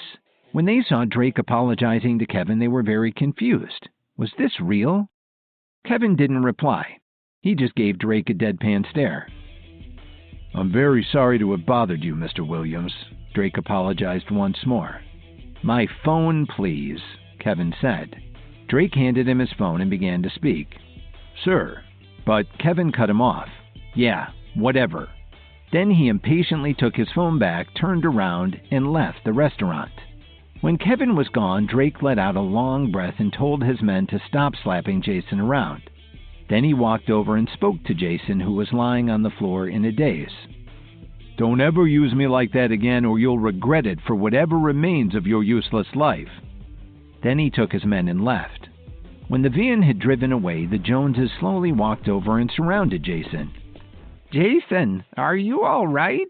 Grandma Jones asked him. Her voice was filled with concern.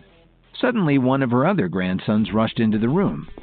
"Grandma, Mr. Cook is pulling up outside." They looked out the front window and saw 2 black SUVs and a Maybach limousine stop at the curb. A young man in a suit quickly hopped out and opened the passenger door of the sleek limo. A man in a nicely tailored Armani suit stepped out and calmly walked towards the door. The Joneses were surprised, and not for the first time that day. "Grandma Jones is really important. Even someone as powerful as Mitchell Cook has come to see her on her birthday." Grandma Jones didn't know what to think at this point. She had only met Cook once before at the Whistler Hotel. They didn't have any relationship to speak of. She just knew him by his reputation. Plus, she knew that she hadn't invited him. So what did he want? As he walked up to her, his bodyguard stood back at a respectful distance. With a smile on his face, he inquired, "Miss Jones, may I ask if Kevin is here?" As soon as he said that, the crowd fell silent. "I'm sorry, Mr. Cook. Kevin has already left," she replied in a very embarrassed tone. "Oh, well, since Kevin isn't here, I won't take much of your time. I understand that today is your birthday. Please accept this small gift." Cook snapped his fingers and one of his bodyguards walked up and placed the gift on the table. After Cook and his men left, the Joneses sat there in silence. Some of them had turned pale. At the moment, nobody was very happy about how the party had turned out, and no one was in the mood to open the box to see what the gift was. They filed out and headed to their cars to return to the Jones family mansion. Everyone was still thinking about what Kevin had said before he left, and they were very worried about what might happen next. When the Jones family arrived home after the disastrous birthday party, they sat down in the living room to try to figure out what had just happened and what they should do next. Lily was still in shock about the whole scene. She couldn't believe what she had witnessed Kevin doing and saying. Jason was still shouting, complaining about his injuries and demanding that someone take him to the hospital. Just then, one of the young Jones men announced from the doorway, "Grandma, President Wright of West Chicago International has arrived." They all looked at each other, wondering what this could be about. West Chicago International had a fine reputation in the Chicago area, and pretty much throughout the world for that matter. So even President Wright was stopping by to wish Grandma a happy birthday in person? Grandma Jones sure was famous. However, Grandma didn't look too happy about her visitor. For one thing, she didn't know President Wright. In fact, she'd never even met her once. Of course, Grandma didn't want to insult her guests, so she sent everyone to greet her at the door. Hello, Mrs. Jones. About a dozen bodyguards followed Adriana as she strode into the Jones family mansion. Grandma replied sweetly, "I've heard many wonderful things about you. It's an honor to see you here today." One of the younger Jones men commented to his cousin, "So our family has connections with the West Chicago International Group? I never knew we had so much influence." As Adriana walked into the room, there was a low murmur as everyone started whispering to each other. "I'm very sorry that I wasn't able to meet you at the door, President Wright," Grandma Jones said with a smile. Adriana searched the room with her eyes and then shocked them all by asking, "Mrs. Jones, is Kevin here today?" "I'm sorry, President Wright. Kevin isn't here at the moment."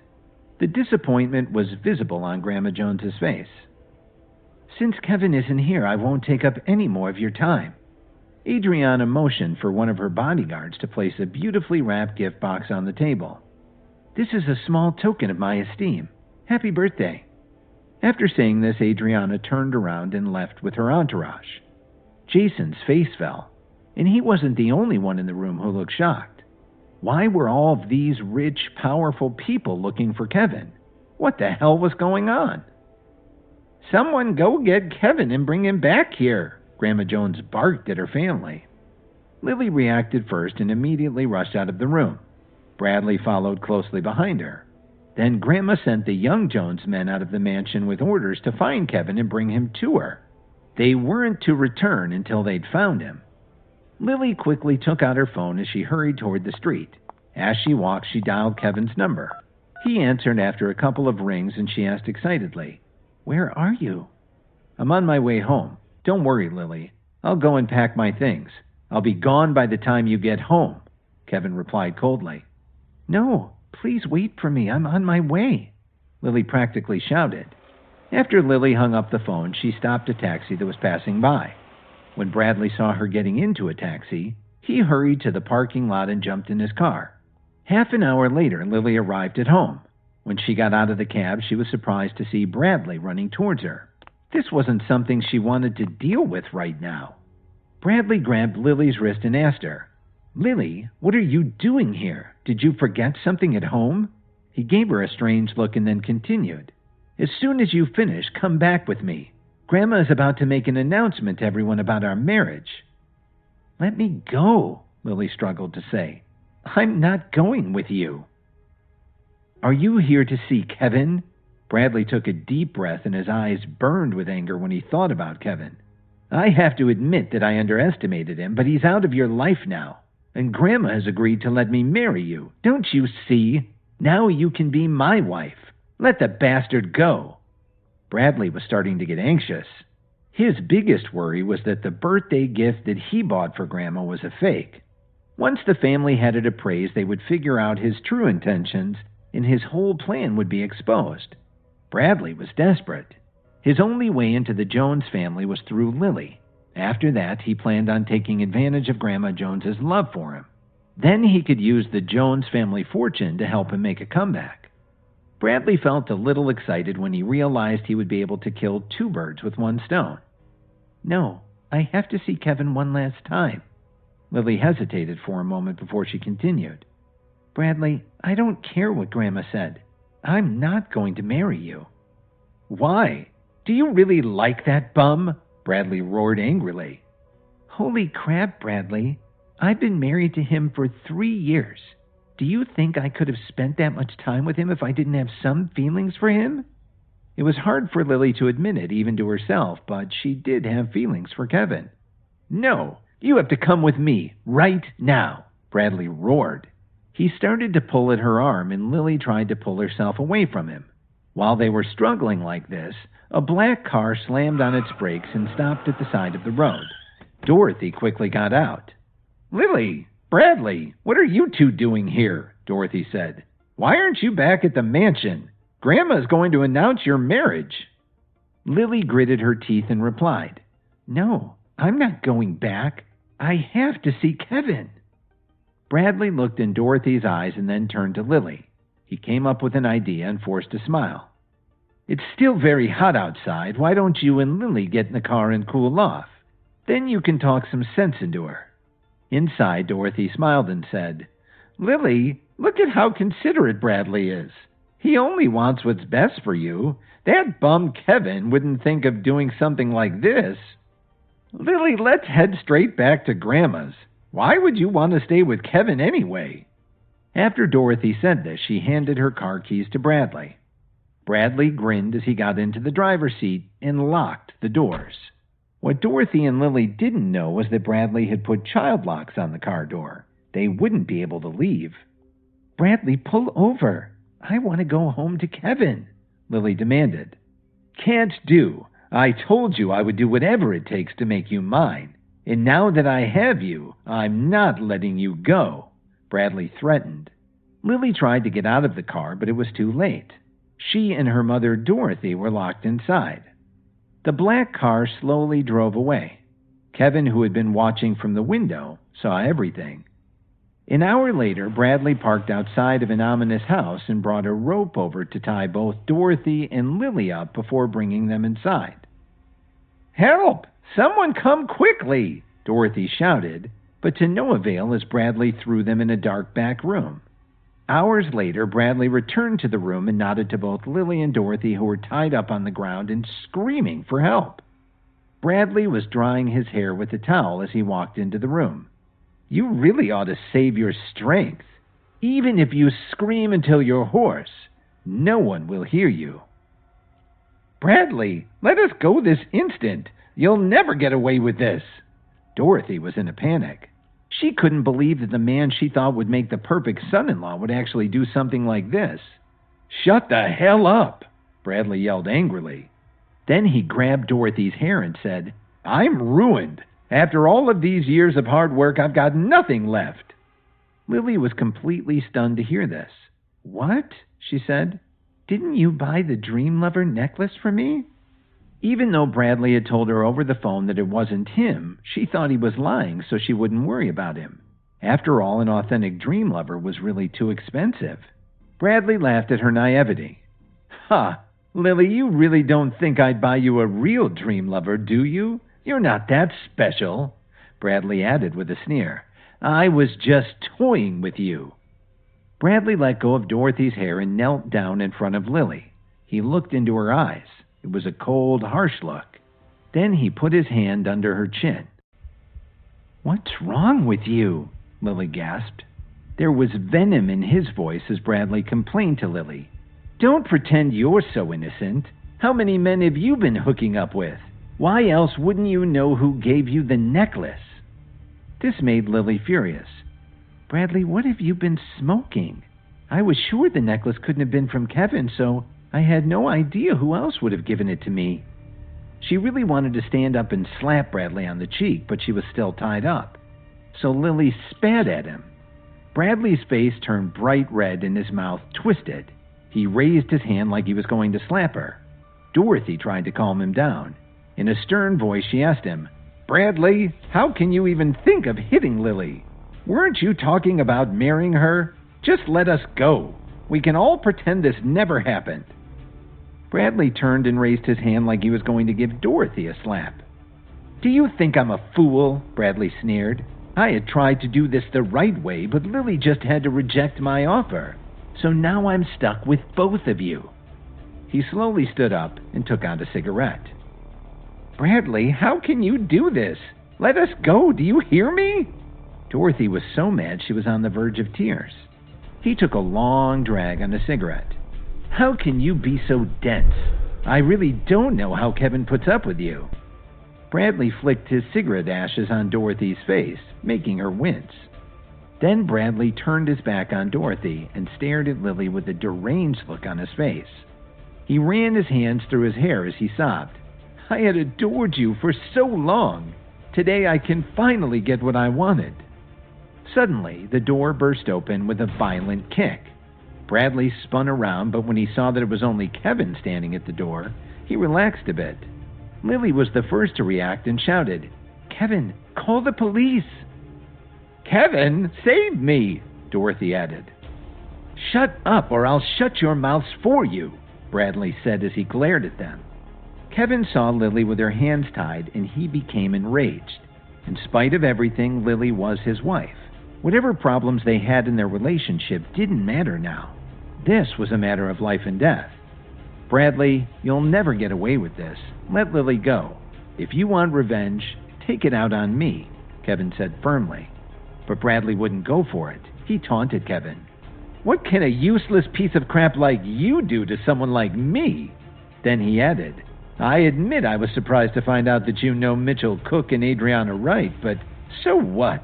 They can't help you now. Do you really think I came alone? Kevin asked. Right then, they heard sirens out in the street. Bradley's expression changed from anger to fear. He picked up a knife that was lying on the table and ran over to hide behind Lily and Dorothy. Kevin, you actually called the freaking police? Bradley growled. To deal with a piece of crap like you, you're damn right, Kevin said coldly. If you release Lily now, you might get a lighter sentence. Actually, Kevin had called the police as soon as he arrived in Bradley's neighborhood. The problem was he had never been to Bradley's place before. He had to go down the block and check the houses one by one. That's what took him so long to get there. Bradley waved the knife and shouted, No way, you're lying. As long as I have hostages, the police can't do a thing. Bradley, if you want a hostage, let them go and take me.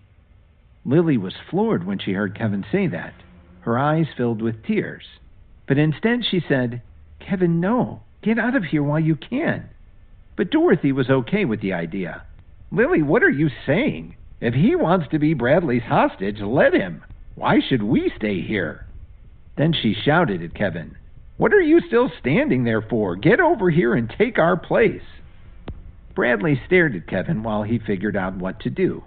Meanwhile, the police outside had already told the Jones family what was happening. The officer in charge of the scene was a lieutenant named Emmett. She was wearing the typical Chicago police uniform, including the hat with the checkered band and the city flag patch, the one with the 4 stars. Grandma Jones showed up with the older members of the family, the ones who made most of the big decisions. Officer Emmett, how is the situation now? The Jones family had been sitting in the great room admiring the gifts that Cook and Adriana had given to Grandma. They were trying to recover from the horrible fight at the restaurant and hoped that maybe the day would get a little better. That's when they got a call from Officer Emmett. Grandma's party was definitely over for this year. Emmett answered directly in typical police style. There is a man named Kevin Williams currently speaking with the kidnapper, identified as one Bradley Smith. We will give you an update as soon as one is available, ma'am. Grandma Jones was completely overwhelmed by the situation. She pressed for more information. Officer Emmett, are you sure you didn't make a mistake? Bradley is a fine young man. I can't believe he would do such a thing. Emmett kept an eye on the house while she replied. Whether you believe it or not, that's the situation. Suddenly, another officer ran up to Officer Emmett. In a very serious tone, he reported to her. Ma'am, the sniper in position on the roof across the street radioed in that Mr. Williams seems to be discussing something with the kidnapper. It appears that they are discussing a hostage exchange. Exchange? Yes! Let them make an exchange, Grandma Jones blurted out. Emmett definitely didn't like this idea, and she shook her head as she considered their options. Seeing the police officer's hesitation, Grandma Jones spoke again. Officer Emmett, you might not know this, but even though our family isn't well known, we do have some influence in the city. Dorothy and Lily are very important to us, and this can't go on much longer. She continued, But Mr. Williams is different. He has been pretty useless to us for the past few years. If he can get Lily and Dorothy back, then let him do it. He can make himself useful for once in his life. Officer Emmett clearly thought that this was a terrible idea. She had dealt with countless families in her career, but she didn't understand what Grandma was thinking. No matter what she thought of Kevin, he was still a human life, and it was the police's duty to protect him. Meanwhile, in the house, Bradley was deep in thought. Kevin smiled slightly and asked, Bradley, what are you waiting for? I'm your only chance to get out of this. If you let Lily and Dorothy go now, the Jones family may forgive you. Don't risk losing everything and spending decades in prison. And I know you don't really want to hurt Lily. Bradley didn't buy it. Shut up! How the hell do you know what's right for me? Kevin broke into a big grin. I know because I'm Lily's husband, not you. You want her, but you can't have her. When Lily heard Kevin say this, she broke into tears again. Of course, she knew what Kevin was thinking. He wanted to get Bradley so pissed off that he'd be willing to exchange hostages. A second later, Bradley pointed his knife at Kevin. You want to be a hero and save this damsel in distress? Okay, you get your wish. Put your hands over your head and slowly walk over here. Not so fast, Kevin shot back. I wasn't born yesterday. If I come over, what is there to keep you from changing your mind? He paused for a moment and said, We'll count to 3. When we get to 3, I'll walk over to you and you'll let Lily and her mom go. Bradley agreed. Okay, but no tricks. At the count of 3, Kevin slowly walked over. As he brushed past Lily, he whispered, Lily, don't be afraid. You're safe now. Don't wait for me. When Lily heard him, she trembled. As she walked towards the door, she turned her head and saw Bradley grab Kevin and put the knife to his neck. Kevin didn't resist at all. He just looked at Lily calmly. Dorothy grabbed Lily's wrist and pulled her out of the room. Lily, let's get out of here. When they got outside the house, their family quickly surrounded them and made sure they hadn't been harmed. Little Dorothy! Lily, are you all right? Grandma Jones rushed over and gave them a hug. Grandma, we're fine, Lily replied softly. Thank goodness. Now let's go. It's too dangerous here. Grandma Jones turned around to head back to their car. But Grandma, Kevin is still inside, Lily shouted. When Dorothy heard her daughter say this, she couldn't believe her ears. But honey, we're out now. Why do you still care about that good-for-nothing? Grandma Jones kept walking. When she got to Officer Emmett, she said to her, We're ready to leave now. The seasoned officer looked at her in surprise. Isn't that person inside a member of your family? No, we have nothing to do with him, Dorothy replied coldly. Ignoring Lily's resistance, she pulled her daughter by the arm and left. Dorothy didn't care what would happen to Kevin. But what about Lily? Since Dorothy didn't close the door behind her when she walked out, Bradley and Kevin could see them walk to safety and leave Kevin behind. Inside the house, Bradley mocked his hostage. Ha! Well, Kevin, it looks like we can finally see just how much Lily's family really cares about you. We've never really been that close, Kevin answered calmly. To him, the most important thing was that Lily was safe now. Yeah, I'm sure you don't care what they think, Bradley said sarcastically. But Kevin didn't care what Bradley thought, or even what the Joneses thought. He decided to push things a little further and asked, Aren't you curious why Williams Media suddenly pulled its support? They even withdrew all the funds that were invested in your project. How did you know that? Bradley asked. Bradley had never told anyone that he was backed by Williams Media, and almost nobody knew that they'd pulled out. Even Dorothy and Lily only found out when he told them about it a little while ago.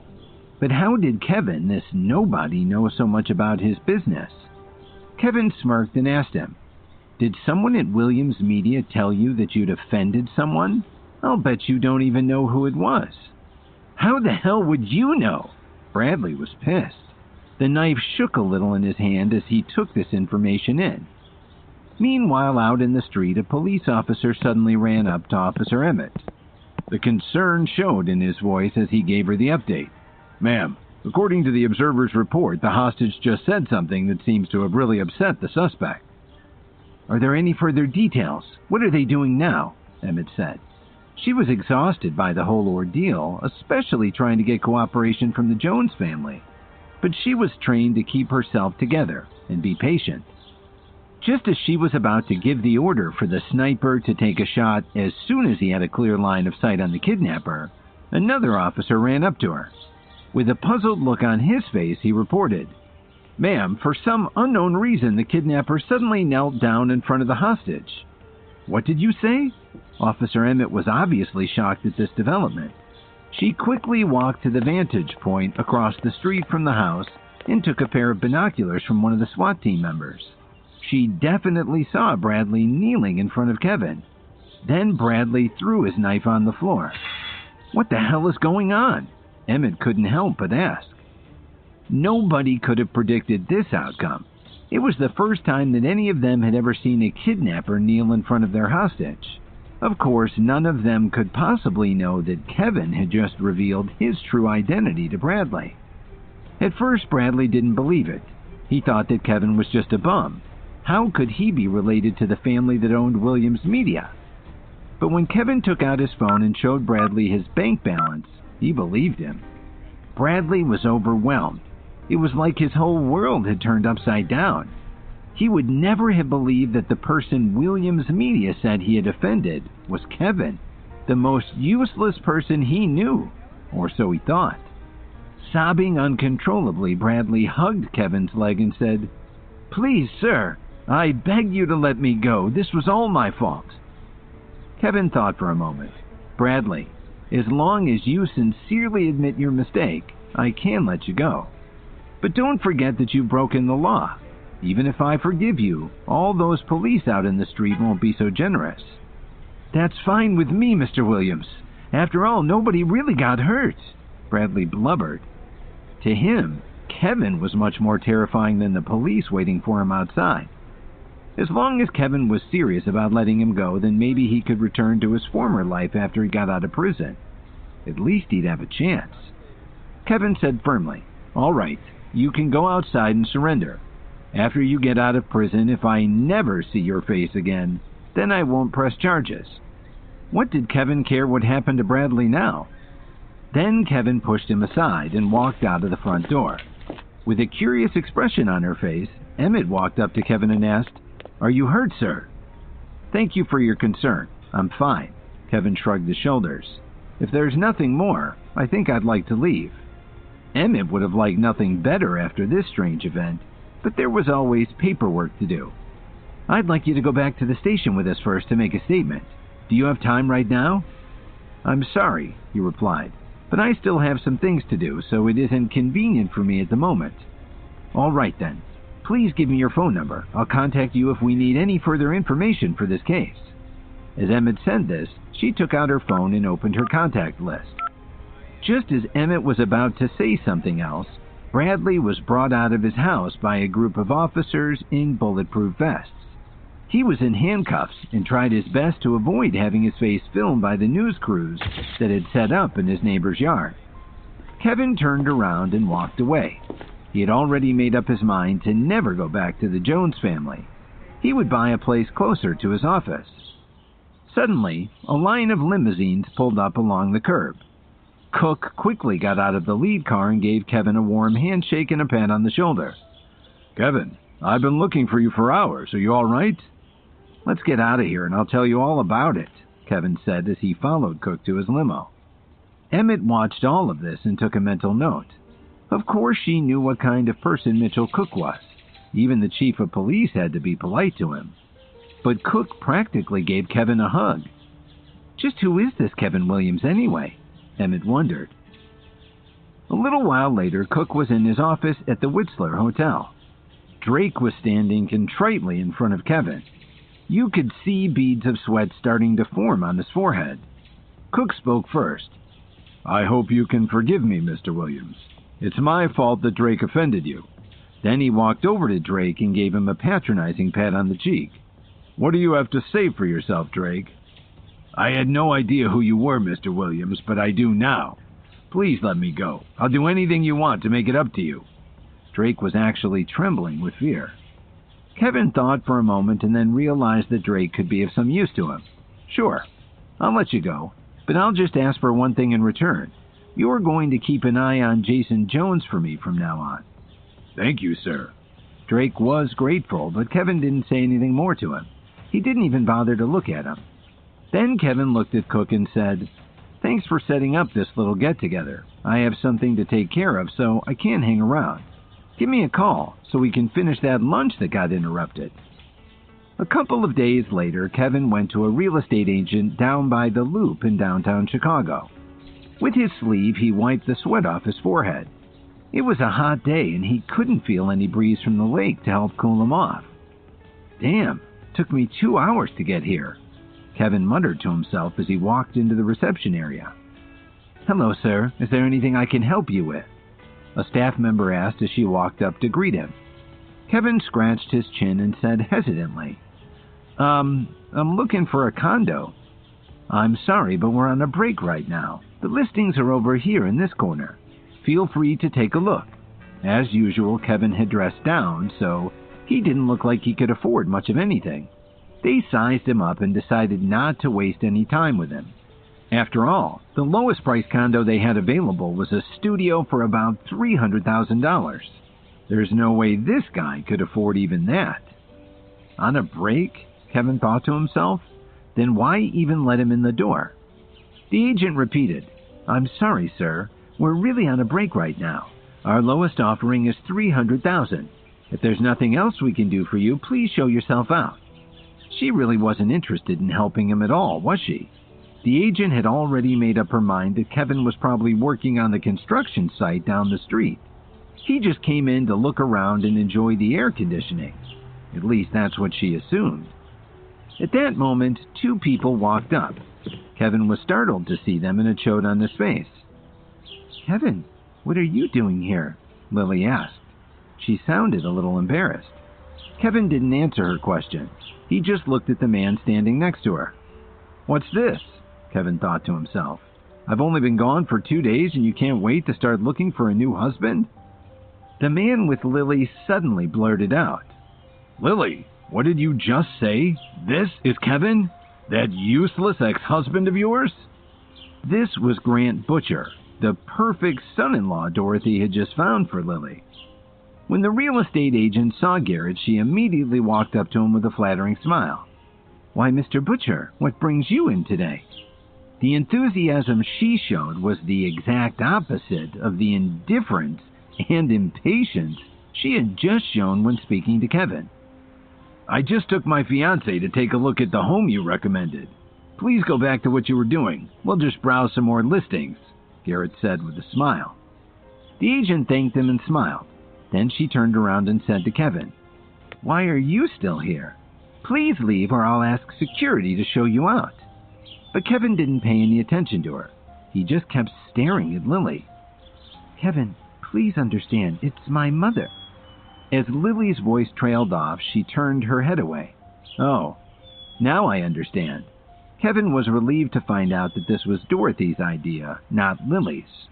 Then Garrett turned to speak to the agent. How can you let someone like this in here? He's smelling up the place. I'm very sorry, Mr. Butcher. I already asked him to leave, but he just won't listen to me. The agent was getting more and more irritated at Kevin. Because of him, she had just been scolded by her manager. Just as she was about to call the security guards to make Kevin leave, Garrett reached out to stop her. Then Garrett had a thought. He could use Kevin to show Lily how successful he was. That was sure to raise him up a notch or two in her eyes. You're Kevin Williams, aren't you? Aunt Dorothy told me about your situation. You and Lily were married for about 3 years, weren't you? Garrett didn't care if he pushed some of Kevin's buttons. He wanted to look assertive. What business is it of yours? She's still my wife, Kevin answered. He was pretty ticked off at this nonsense. You've really got some nerve, Garrett shot back. Aunt Dorothy told me that she would let Lily divorce you as soon as possible. So from now on, please don't interfere in her life. I'll take good care of her. Kevin shook his head. What the heck was this? He and Lily hadn't even gotten a divorce yet. What did he say to you? Garrett turned around and asked the agent. He said he wanted to buy a condo, she answered. Then she gave Kevin a sour look. Buy a condo? Garrett laughed. I hate to tell you this, but we sell high-end real estate here. Do you think you'd even qualify for a mortgage? Well, I don't think that's really up to you, Kevin retorted. Are you in charge here? Yes, Garrett said as he straightened his tie. I'm the manager. That's nice. Kevin took a good look at Garrett and pulled his phone out of his pocket to make a call. Just then, Rachel suddenly walked up to them. Why, Lily, what are you doing here? Rachel, what a coincidence. However, Lily was in a pretty bad mood and she wasn't up for any small talk, even with Rachel. I came here. Rachel didn't even finish what she was saying when she saw Kevin making a call on his phone. Her expression immediately changed. Kevin, How you doing, boss? Kevin gave Rachel a slight nod and turned his back on the group to continue his call. Lily, who's this? Garrett asked.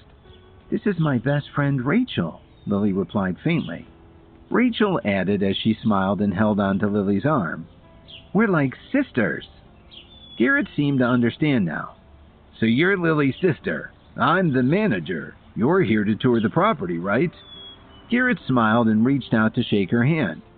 I'm Lily's boyfriend. Aunt Dorothy introduced us to each other. Since we'll be married soon, I guess I'll be your brother-in-law from now on.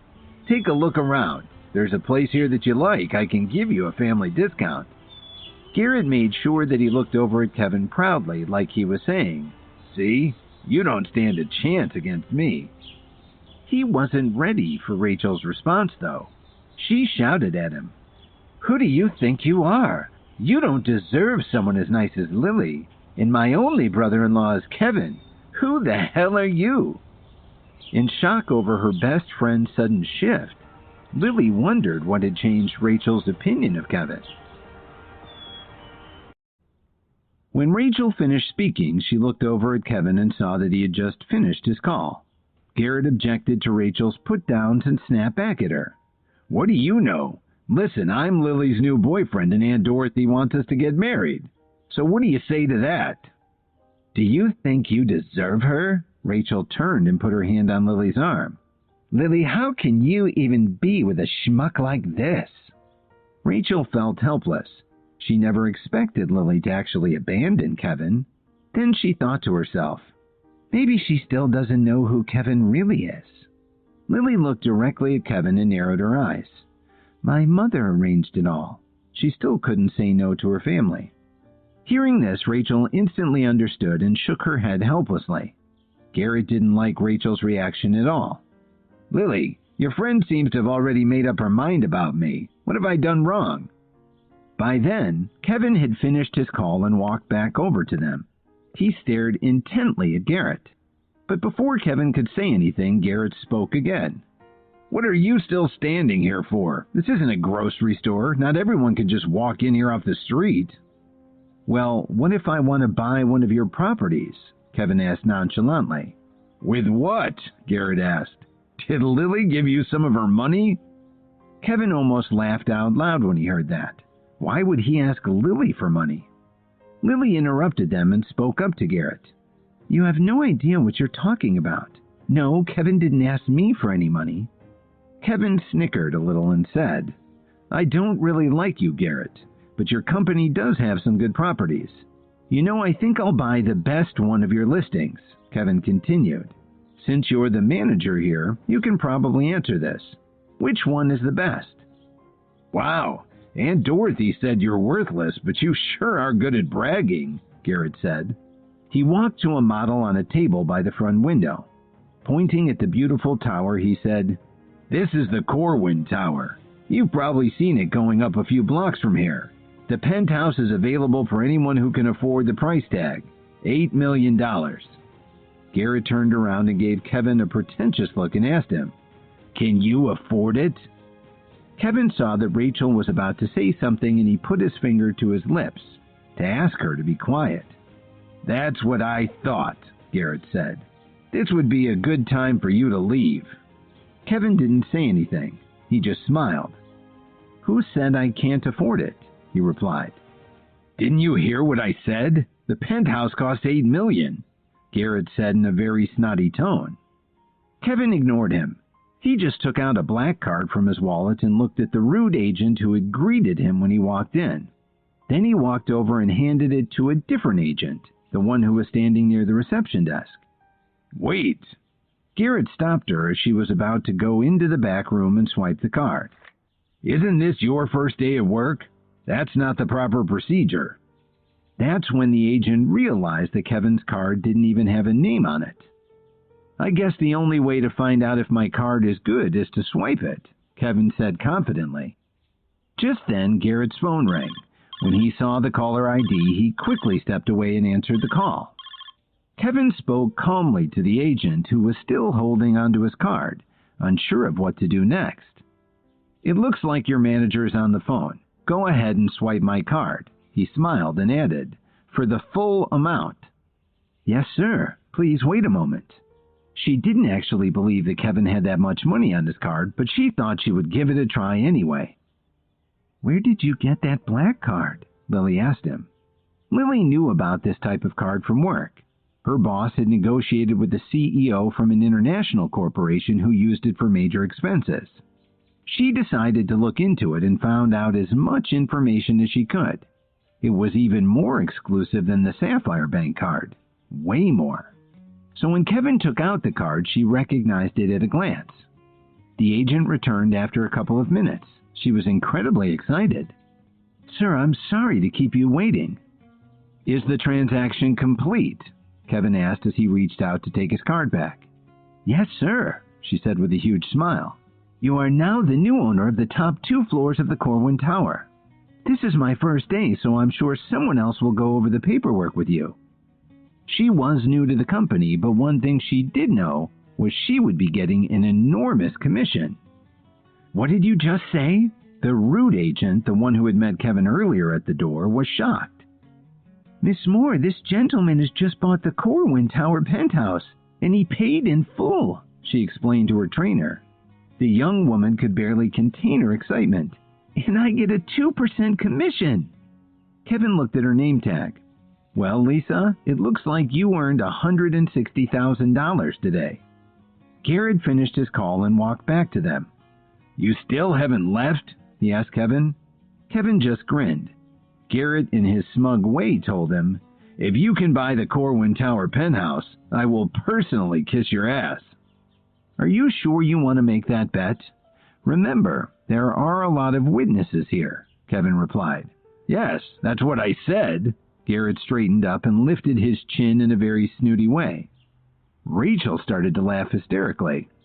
By now there was a fairly large group of employees and customers watching. They'd been drawn in by the argument between Kevin and Garrett, and they didn't want to miss the show. "But Mr. Butcher, this gentleman has already bought the Corwin Tower penthouse," Lisa told him. "What did you say?" Garrett spun around and looked at her. "It's not a mistake, sir. This gentleman just bought the property. His credit was good," she replied meekly. Garrett's jaw dropped. "Will that be the left cheek or the right?" Kevin inquired politely. "Never! Not for someone like you!" Garrett exploded. The people in the crowd began to whisper, and some of them were even giggling. "Are you sure?" Kevin asked him. "Nope, and there's not a thing you can do about it," Garrett replied.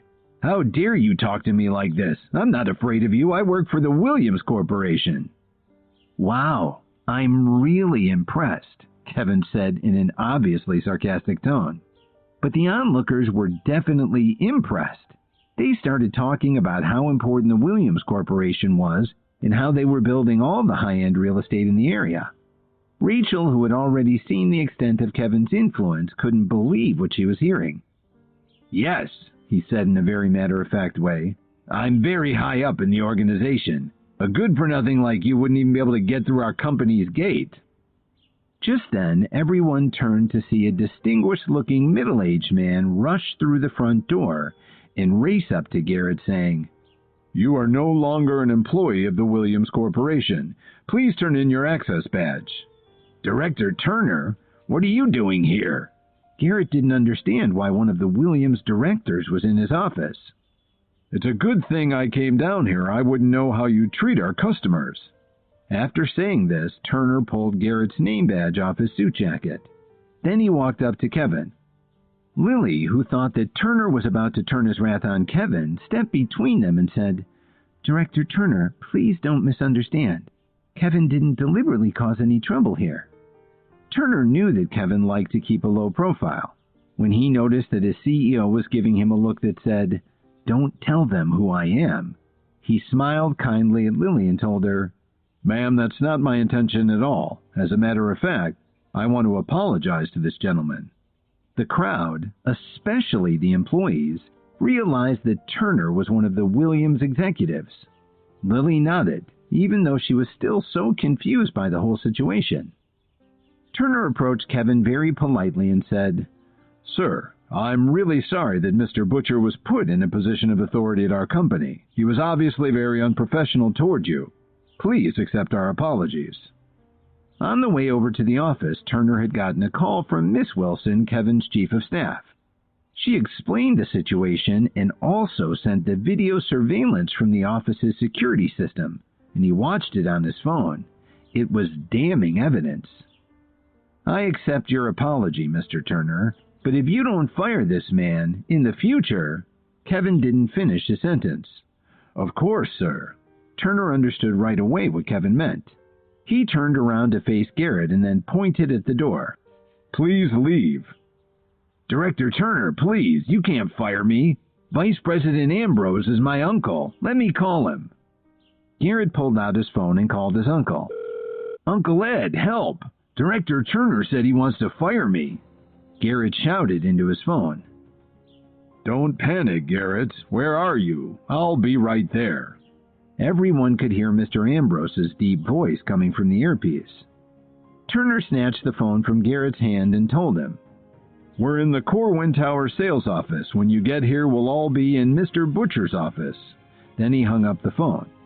Turner looked at Kevin and said, "Sir, I hate to trouble you, but could you please come with me to the office?" He continued to explain. "The Vice President is a reasonable man. As long as you explain to him what happened, I think he'll understand the situation." Although Turner was an important manager in the company, his position was only slightly higher than Garrett's. He had to be careful not to provoke someone like Vice President Ambrose. "Edward Ambrose?" Kevin asked. "That's him." Turner nodded. Kevin looked over at Lily and then walked towards the elevator with Turner and Garrett. "Rachel, do you think something will happen to Kevin?" Lily asked nervously. "Don't worry, Kevin will be fine." Rachel patted Lily's back to comfort her. Rachel wasn't worried about Kevin at all. However, Kevin had already told her his secret, and she didn't dare to tell Lily his true identity, not just because she had given her word, but because she didn't want her husband to lose his job. The elevator stopped on the 14th floor where Garrett's office was located. "Director Turner, I advise you to leave before my uncle arrives. You're only a regional manager and there's no need for you to lose your job over this." Garrett sat back in his chair and put his feet on the desk. "Garrett, do you really think your uncle can save you this time?" Turner said as he shook his head. "I sure do. My uncle is the vice president of the company. He can easily fire you. If you want my advice, you shouldn't help this nobody. Remember, my uncle also has the power to promote you." "Does Edward Ambrose really have so much authority in Williams Media?" Kevin asked. Garrett was surprised. "Do you know my uncle?" Kevin ignored his question. "It seems like the company isn't as well organized as I thought," Kevin said to himself. "I really don't know what Lily sees in you," Garrett sneered. "I don't care what you think, and don't forget, she's still my wife," Kevin said. "And one more thing, you don't get to call Lily by her name." "You're nobody. You couldn't hold a candle to me." Garrett's expression showed his disdain. "That's enough, Garrett," Turner snapped. "Director Turner, my uncle will be here soon." He said this confidently without even looking at him. When his uncle arrived, he planned to have him make Turner apologize.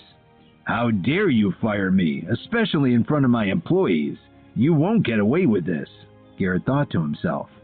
A few minutes later, the office door opened forcefully. In a deep, arrogant voice, Garrett's uncle Ambrose snarled, "Mark Turner, how dare you fire one of my employees?" Kevin was waiting with Turner in Garrett's office for Ambrose to show up. He was one of the vice presidents at Williams Media, and he was also Garrett's uncle. Minutes later, he angrily burst in the door. Garrett smiled when he saw his uncle walk in the room. He quickly ran up to him and said, "Uncle Ed, thanks for getting here so fast." Then Garrett lied about what had just happened in the sales office downstairs. As Ambrose listened to his nephew's story, his eyes fell on Kevin. "So this horrible situation is all your fault?" Ambrose asked him. "What did you say?" Kevin replied with a smile. Ambrose's eyes narrowed as he responded, "How dare you talk to me like that? You sure have a lot of nerve." "You'd be surprised at how much nerve I've got," Kevin said as he sat down on the sofa. Garrett pointed his finger at Kevin and shouted, "Who do you think you are? Nobody said you could sit down." Turner could only shake his head. Since Ambrose was already here, it meant the whole thing was out of his hands. "There's no quarrel between us, Mr. Turner, wouldn't you agree?" Ambrose asked him. Before Turner could say anything, Garrett whined. "But Uncle Ed, he said he wanted to fire me." Garrett folded his arms on his chest and looked at Turner arrogantly. "Is this true?" Ambrose said with a frown. "Yes, Uncle Ed, not only did he say he wanted to fire me, he embarrassed me in front of all the customers and even my employees," Garrett blubbered. "I told him you're my uncle, but he still wouldn't listen. He obviously doesn't have any respect for you." When Ambrose heard this, he frowned and looked over at Turner. "Mr. Ambrose, I've seen the surveillance footage from the showroom. It proves that this whole mess is entirely Garrett's fault. If you let me show it to you, you'll see that the company has no choice," Turner explained. "There's another choice that you seem to have ignored." Ambrose pointed toward the office door and said, "Mark Turner, as vice president of Williams Media, I must inform you that you have been terminated." Garrett smiled broadly as he saw the look of dejection on Turner's face. "Turner, I told you this would happen," Garrett said with contempt. "But if you make this worthless piece of crap apologize to me, I'll ask my uncle to keep you in the company." "Mr. Ambrose, you're quite an executive," Kevin said to Ambrose flatly. "Who said you could speak?" Garrett asked as he walked over to Kevin. "There's nothing you can do about this, and your buddy Turner can't do anything either." Kevin was getting tired of Garrett and got to the point. "What are you asking for?" When Garrett heard this, he smiled, thinking that Kevin was afraid. "It's simple," he said. "All I want is an apology. Apologize for being a worthless piece of crap." You could have heard a pin drop. Even Garrett's uncle felt that he had gone too far this time. But since Ambrose already had gone to the trouble to rush over to the office, he had to follow through on his threat. "Garrett, that's enough," Turner said in exasperation. Ambrose and Garrett didn't know it, but he was under orders to protect Kevin. He couldn't possibly let Kevin be humiliated like this and then report back to his director. "Turner, this is none of your business. To tell you the truth, I've never liked you," Garrett said arrogantly. "You know what? You can apologize too." Kevin stood up and walked slowly up to Edward Ambrose. "Are you sure you want to continue to let him do whatever he wants?" Kevin asked in an unusually confident tone. For some reason, when Ambrose looked into Kevin's eyes, he felt extremely uneasy. Garrett came up to Kevin from behind and grabbed his shoulder. "Didn't you hear what I said?" In a flash, Kevin turned around and defended himself by pushing Garrett away. Garrett, in a daze, rubbed his chin and moaned. "How dare you hit me? You'll pay for this. Remember, the Butcher family didn't get its reputation for taking crap from people like you." "Young man, aren't you going a little too far?" Ambrose asked Kevin. "Why don't you go downstairs and ask all the witnesses who's going too far?" Kevin replied. Ambrose responded sternly. "It looks like this isn't going to end peacefully." "I'm curious. How do you expect it to end?" Kevin retorted. "It's quite simple. You're going to apologize to Mr. Butcher, then you're going to give him an additional $75,000 to compensate him for all the trouble you've caused," Ambrose declared. Turner opened his mouth to complain, but Ambrose slapped him on the cheek before he could say anything. "You have no voice here," Ambrose told him. "You are no longer a Williams employee. If you don't leave now, I'll call security and have you thrown out." Seeing Ambrose strike Turner like that, Kevin decided that he'd had enough of this. "Mr. Ambrose, do you always hit employees during company meetings?" Then he added in a sarcastic tone, "You know, HR frowns on this kind of behavior." Ambrose answered, "If you can hit my nephew, then I can slap Turner," he continued. "Now apologize and give my nephew his compensation. Otherwise, you won't like what happens next."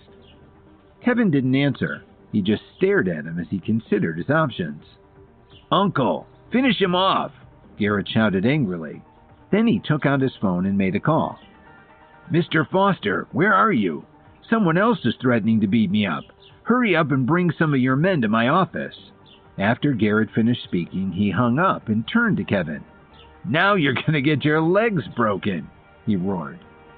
"Well, you can try," Kevin replied. Garrett made a fist and started to take a swing at Kevin, but before he could even hit him, Kevin gave him a hard slap in the face. Garrett staggered and fell back into his chair. Kevin was surprised at how hard he had hit Garrett. He was only going to give him a slap to bring him back to his senses, but he was feeling a lot stronger than usual. "You shouldn't have done that," Ambrose snarled. "Did you like that? That's how you hit Turner just now," Kevin said calmly. Turner stared at Kevin blankly. He was starting to see that there was more to Kevin than meets the eye. Ambrose pulled out his phone and made another call to Foster. "Where are you? Get up to Garrett's office right away." Then he put his phone back in his pocket. "So, it looks like you plan to beat me to death, Mr. Ambrose," Kevin commented dryly. "Apologize now or you won't make it out of here in one piece. You only have these two options." Ambrose's eyes were burning with anger. "What if I don't choose either one?" Kevin said. At that moment, the office door opened. A very professional-looking woman walked in, followed by a group of executives in suits. She spoke to Ambrose directly. "Well, Mr. Vice President, are you working hard today?" Ambrose forced a smile when he saw her. "Miss Wilson, what brings you here today?" Since Kevin hadn't been showing up to work much lately, Ambrose had taken advantage of the situation and passed along a lot of his work to Miss Wilson. Even though Ambrose was one of the company's vice presidents, he still didn't have as much authority as Miss Wilson. She didn't even look at Ambrose, but instead walked straight over to Kevin. "Sir, I'm sorry I'm late," Miss Wilson said as she gave Kevin a very sincere handshake. "Miss Wilson, what did you just call him?" Ambrose asked as he stared at Kevin in shock. She turned around and gave him a very sharp look. "Mr. Ambrose, this is the new chairman of the Williams Group." When he heard this, Ambrose's forehead began to sweat, and he started to hyperventilate. Garrett stared at Kevin in disbelief. "Our CEO," Edward Ambrose said. He couldn't hide the panic in his voice. "I'm flattered to hear you call me by my correct title, Mr. Ambrose." Kevin paused and looked him straight in the eye before continuing. "I believe you were just saying something about kicking me out if I didn't apologize to Mr. Butcher." Ambrose shivered. "Sir, I didn't know who you were. Please accept my sincerest apologies." After Ambrose said this, he glared at his nephew. "So if I understand correctly, if I weren't the CEO, you would have had me thrown out in the street?" Kevin asked. Ambrose didn't know how to answer. Then he turned and shouted at his nephew. "Get over here!" Garrett was still rubbing his cheek as he slowly walked up to Kevin. "Sir!" Garrett couldn't even look Kevin in the eyes. "Go ahead. Finish your apology," Ambrose said as he pushed his nephew forward like he was a little boy. Garrett's lip quivered and he said, "Sir, I was wrong." Kevin looked at Garrett, then turned around and stared at Ambrose. When Ambrose saw Kevin staring at him like that, he became furious with his nephew for putting him in this position. He turned around and slapped him right in the face. "Look at all the trouble you've caused.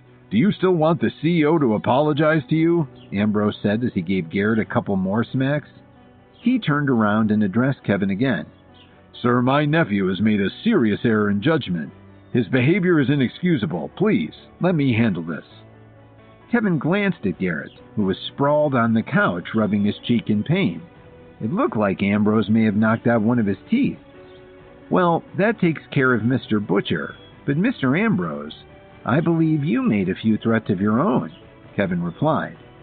Suddenly, the office door was violently kicked open. A man walked in with a few stocky young men. "Mr. Ambrose, why did you call us here in such a hurry? What's going on?" Foster asked as he stood there confused. "What are you doing here?" Ambrose yelled. "Sir, did I do something wrong? Why are you yelling at me?" Foster asked. Now he was even more confused. Ambrose wanted Kevin to forgive him, so he acted like this was all a big mistake. Who told you to kick the door open? And why did you bring so many men in here? Foster didn't know how to answer. He'd only rushed over because Ambrose's call sounded so urgent. Ambrose saw that he needed to get rid of the gangsters, so he said, I'm fine. This is a simple misunderstanding. Please take your men and leave. Foster shook his head in confusion and left with his men. Then Ambrose walked to the door and slowly closed it. It was the exact opposite of his attitude when he'd burst into the office a while before. Sir, Ambrose began to speak in a much more respectful tone as he walked back to face Kevin. I don't want anything like this to happen again, Kevin said as he put his hand on Ambrose's shoulder. Then Kevin walked over to Garrett and sat down next to him. He said, So, Mr. Butcher, are you still going to have my legs broken? I'm sorry, sir. I didn't know who you were, Garrett said in defense of his actions. Kevin slowly stood up. He looked down at Garrett and asked him, So this is how you apologize? Ambrose was disappointed in his nephew, but Garrett understood what Kevin meant. After taking a deep breath, Garrett struggled to stand up. Then he said, with as much sincerity as he was capable of showing, Sir, I was wrong. I'm sorry, your voice was too soft. I couldn't hear you clearly, Kevin said with a slight smirk. Mr. Williams, I'm sorry. Please forgive me. His eyes were welling up with tears. Kevin turned to Miss Wilson and said firmly, Edward Ambrose is demoted but will continue to work in the company. His original position will be taken over by Mark Turner. Garrett Butcher is terminated. After giving her these instructions, Kevin left the office without even looking back. When he got to the first floor, Lily and Rachel were still waiting for him. Lily immediately walked up to him, touched his arm, and asked, Are you all right? Kevin looked at her in surprise. This was the first time he could remember Lily showing so much concern for him. Then Kevin smiled and replied, Of course I'm fine. Vice President Ambrose, who works for Williams, came over to find out what had happened. Then he apologized to me. Lily, I told you he'd be fine, Rachel said. But when she saw Kevin looking at her, she quickly closed her mouth and didn't say anything else that might divulge his secret. Where have you been for the past 2 days? Lily asked in a tone that was mixed with a little concern but a lot of curiosity. I found a job, he explained. The salary is pretty good and it also provides food and lodging. That's pretty good. A smile suddenly appeared on Lily's face. At the same time, Lily felt a great sense of relief. She was starting to feel that Kevin was finally willing to make progress. Yes, Kevin said calmly. Rachel almost laughed out loud. Knowing Kevin's real identity, she thought the idea of the new CEO of Williams Media going out to find a job was hilarious. Suddenly, Lily got a puzzled look on her face. Kevin, don't you plan to come home? She wasn't sure why she'd said this. They hadn't been getting along for a long time, but now, after being apart for just 2 days, she felt uneasy. Kevin thought about it for a while and then replied, Let's talk about it later. I've been a little busy lately. It's rare to have a boss who trusts me this much. He even asked me to come down here and buy a home for him. Lily didn't ask who it was. After all, there were a lot of rich people in Chicago. Then she asked nervously, Why did you take my place as Bradley's hostage? Weren't you afraid? Kevin looked at Lily lovingly and replied, You're my wife. Lily felt her heart flutter. Then her phone rang. Glancing at the caller ID, she saw that it was from her company. Lily said a few words and hung up. I'm sorry, but I have to go now. There's something I need to take care of at work. Take good care of yourself. After Lily said this, her eyes started to fill up with tears. Sure.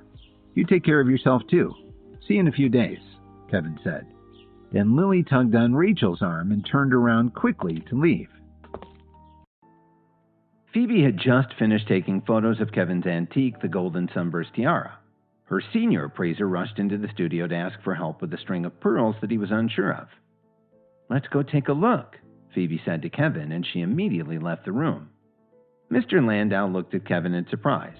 He wasn't sure what to think. How could this young man in tattered clothes be of any help?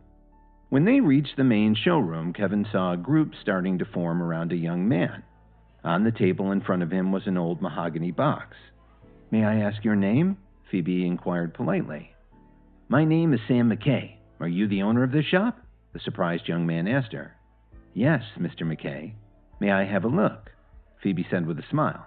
He casually handed the box to Phoebe. At the same time, he explained, "This is a family heirloom. It never leaves the house, but we're in desperate need of money." Phoebe nodded to show her understanding of his predicament. As she reached to open the box, a few of the local antique shop owners hurried in to see what all the buzz was about. When Phoebe opened it, a string of beautiful golden pearls glistened under the store's lights. They were strung together with what looked like a pure gold clasp. "Pure gold South Sea pearls?" Phoebe asked in surprise. Judging from the luster and craftsmanship, they looked to date from the late 18th century. The antique shop owners who were looking on immediately began to discuss the rare find in hushed tones. "You sure know a lot," a young man commented. Phoebe examined the string of pearls for a few minutes before she looked up and asked, "How much do you want to sell them for?" McKay smiled and said, $50,000. Since you're the owner of this establishment, you also know that they're worth far more than that." Phoebe nodded slightly and stared intently at the pearls. For some reason, she felt that something wasn't quite right. Kevin snorted mockingly when he saw the string of pearls. However, the other onlookers were more impressed. One of them said, "Only 50,000? President Anderson sure has found a bargain." While everyone was discussing the find, another young man walked in. "Excuse me, may I be of assistance?" Mr. Landau quickly walked forward and politely greeted him. "My name is Charles Grant. I'm in town for a business trip. I like to collect antiques, and I heard that Anderson Antiques is quite famous, so I came in to take a look around." He eyed the store and said, "As long as I like what I see, money is no object." Suddenly, the young man's gaze fell on the golden pearls in Phoebe's hands. "Are those actually golden pearls?" Grant said as he quickly walked up to her. "Be careful. Don't damage them. They're worth a lot of money," McKay said nervously. Grant waved him off casually and said, "Don't worry. I'm good for it." The young businessman looked at the pearls for a minute and asked with a smile, "So, how much are you selling them for?" McKay said excitedly, $50,000. "Okay," Grant said as he placed them in the box. "I'll take them." The look on McKay's face said, "Well, lady, you missed your chance." This seemed to bother Phoebe. She said, "Mr. Grant, haven't you ever heard of first come, first served? I was still negotiating with Mr. McKay when you interrupted us." "Well, maybe you shouldn't have taken so long to make up your mind. I'm ready to buy them right now," Grant replied with a smile. "So am I. Mr. McKay, I'll take them." Phoebe immediately agreed to the transaction. Kevin shook his head. What a shame, he thought to himself. A real string of pearls like these would be worth a couple $100,000. "Ma'am, are you trying to snatch these away from me?" He acted indignant. Then he turned around and looked at McKay. "I'll tell you what. I'll give you $75,000 for them." Phoebe was a little unnerved. She said, "Mr. McKay, you came in here today with a valuable item. I just said that we were willing to accept the deal, and now you're considering selling to this man. Don't you have any integrity?" The onlookers all nodded their heads in agreement. Grant's behavior was not the way reputable people did business. One of them said to him, "This isn't a very honest way to handle things. You came in here to deal with President Anderson." They were all on Phoebe's side in this. After all, the family had an excellent reputation in the Chicago region. Why wouldn't they support her? But Grant interrupted and spoke to McKay. "Be realistic. I just offered you 50% more than she was planning to give you." Kevin almost laughed out loud. McKay and Grant were clearly trying to scam them. Couldn't Phoebe tell? Finally, McKay seemed to have made a big decision. He let out a long breath and said, "I'm sorry, Mr. Grant, but they're right. I can't go against my principles. I'm selling them to the young lady." "Then you're the biggest fool in the world," Grant said as he shook his head. He turned to Phoebe and said, "Ma'am, it's your lucky day. These pearls are worth at least 100,000. Phoebe happily took the box. Let's arrange for Mr. K's payment. Just as Mr. Landau was about to ask the man for his information to prepare the check, Kevin walked up to Phoebe. President Anderson, if you buy these pearls, you're making a huge mistake, Kevin said with a polite smile. Silence fell on the crowd. What do you mean? McKay glared at Kevin. It's quite simple. They're fake. Also, your acting skills aren't that great either. I'm exhausted from trying not to laugh, Kevin said with a big grin. Phoebe frowned and looked at Kevin. The antique dealers who were still there watching all this started whispering to each other again. Who is this guy? He's actually questioning Miss Anderson's judgment?